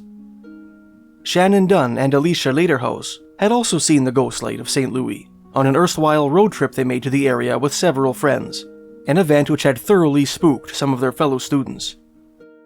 Dunn, a firm believer in the paranormal, suspected that the ghostly luminescence was truly some sort of preternatural phenomenon. Lederhouse, on the other hand, was a skeptic at heart, and believed that the phantom light was probably produced by the headlights and taillights of vehicles traveling along some nearby road. As she put it in an interview with journalist Jill Streliev of Saskatchewan's Leader Post, "I thought right off the bat that it was car headlights, especially because a lot of stories say that you can see red lights sometimes. I thought that would be taillights." Lederhouse's hypothesis echoes a long-held objection to the ghost explanation, espoused by skeptics across Saskatchewan. This idea was succinctly articulated by the late Don McPhedran, then an 88-year-old resident of Prince Albert, Saskatchewan, in journalist Darren Bernhardt's excellent article on the St. Louis Light in the October 27, 2001 issue of Saskatoon's Star Phoenix. "They go out of sight wherever there's a little dip," McPhedran told Bernhardt, "and then they reappear again, and then turn and go slightly northeast. Then you see the taillights." Taking this theory as their hypothesis, Shannon Dunn and Alicia Lederhouse set out to solve the St. Louis mystery once and for all. With help from Lederhouse's father, who worked as a surveyor for a mineral exploration company, the girls ordered a magnified map of the area surrounding the old railroad, plotted the point at which they had seen the ghost light on their previous trip, as well as the location from which the light appeared to originate, and drew a straight line through the dots. That accomplished, they identified the roads which the line intersected or ran close to, and determined a handful of locations along those roads at which they resolved to test their hypothesis. Their preparations complete, Dunn, Lederhouse, and the latter's father made the 3-hour drive south to St. Louis. When night fell, the girls ensconced themselves in the area from which the ghost light is typically observed, while Lederhouse's father drove his car to the points on nearby roads which the girls had plotted. At each point, Mr. Lederhouse oriented his vehicle in the direction of the observation point and flashed his high beams on and off, keeping the girls abreast of his activities via cell phone. Although the girls did observe the phantom light on several occasions that night, its appearance seemed to have no correlation with Mr. Lederhouse's operations. Left with little alternative, the girls decided to have Mr. Lederhouse drive down Saskatchewan Highway 2, a thoroughfare which lay 8.5 kilometers or 5.3 miles from the observation area at its closest point, which the girls had not initially considered a potential location for the source of the ghost light on account of its distance from the old railroad tracks. The other roads in which they had conducted their tests, they noted, were lower in elevation than the observation point, while a hilltop section of Highway 2 lay at approximate elevation. They hoped that this last-ditch effort might yield interesting results, and they were not disappointed. "We got Dad to stay out there for about half an hour, just flashing his lights off and on when we tell him to," Lederhouse told Streliev. "He even turned around, but we saw his taillights. We could actually see his taillights from 8.5 kilometers away." Satisfied that they had successfully replicated the St. Louis ghost light, the young scientists concluded their fieldwork and returned home. Although Dunn and Lederhouse were confident that they had determined the true source of the mystery light, they remained baffled as to how a high beam light from the hill on Highway 2 could possibly reach the observation point. They consulted their physics teacher, who suggested a phenomenon called diffraction as a possible explanation. Diffraction being the distortion which light waves undergo upon encountering opaque obstacles. As an article in the Virtual Saskatchewan online magazine explains, light passing through a small opening, perhaps some distant trees on either side of the old trackbed, can diffuse and expand in size. In other words, headlights normally too tiny to be noticed could become apparent through diffraction. While the car light explanation has satisfied many, including the judges of the regional science fair in which Dunn and Lederhouse participated, who awarded the girls 3rd place for their project, many witnesses of St. Louis' phantom light remain unconvinced. One witness named Rita Furland, for example, who saw the phantom light move along the tracks in broad daylight while picking raspberries with her mother, is certain that no vehicle light, diffracted or not, could possibly account for her bizarre daytime experience. Others claim that the car light explanation is untenable, since, according to local folklore, the St. Louis light has been seen regularly since the 1920s, in an age before the automobile eclipsed the horse as the vehicle of choice on the Saskatchewan prairies. Others still argue that the light's typical appearance, behavior, and duration negate the possibility that it might be derived from the lights of passing vehicles. As Canadian author Shannon Sin put it, in his video of the St. Louis ghost light, which he captured on film on New Year's Eve 2014, "You tell me if you think that's a headlight right there." If you'd like to watch Shannon's footage, please check out the link in the top right-hand corner of this video. Perhaps the strongest evidence that the St. Louis light may be more than an optical illusion is the story of Chris Macleod, a native of Prince Albert, Saskatchewan, whose unnerving tale appears in both Darren Bernhardt's aforementioned article and Joanne Christensen's 1995 book, Ghost Stories of Saskatchewan. When he was 17 years old, Macleod and his friend, Justin Thorsteinson, made regular trips to St. Louis in a Chevrolet Cavalier to see the ghost light. Their final and most dramatic visit took place one cold winter night in 1987. One of the unwritten rules of the St. Louis light is that you never park your car on the tracks, Macleod told Christensen. Being the immortal adolescent that I was, I sometimes did just that. Macleod found that this breach of etiquette was often succeeded by minor annoyances, such as the spontaneous animation of his windshield wipers, the flickering of his headlights, or problems with the ignition. On this particular occasion, however, his brashness brought him more than he bargained for. Macleod and Thorsteinson had only been idling for 2 minutes when the familiar ray of light appeared over the old tracks. For about 30 seconds, the eerie luminescence glided along ghostly rails, increasing in brilliance as it came towards them. All of a sudden, smoke began to billow from the Cavalier's hood.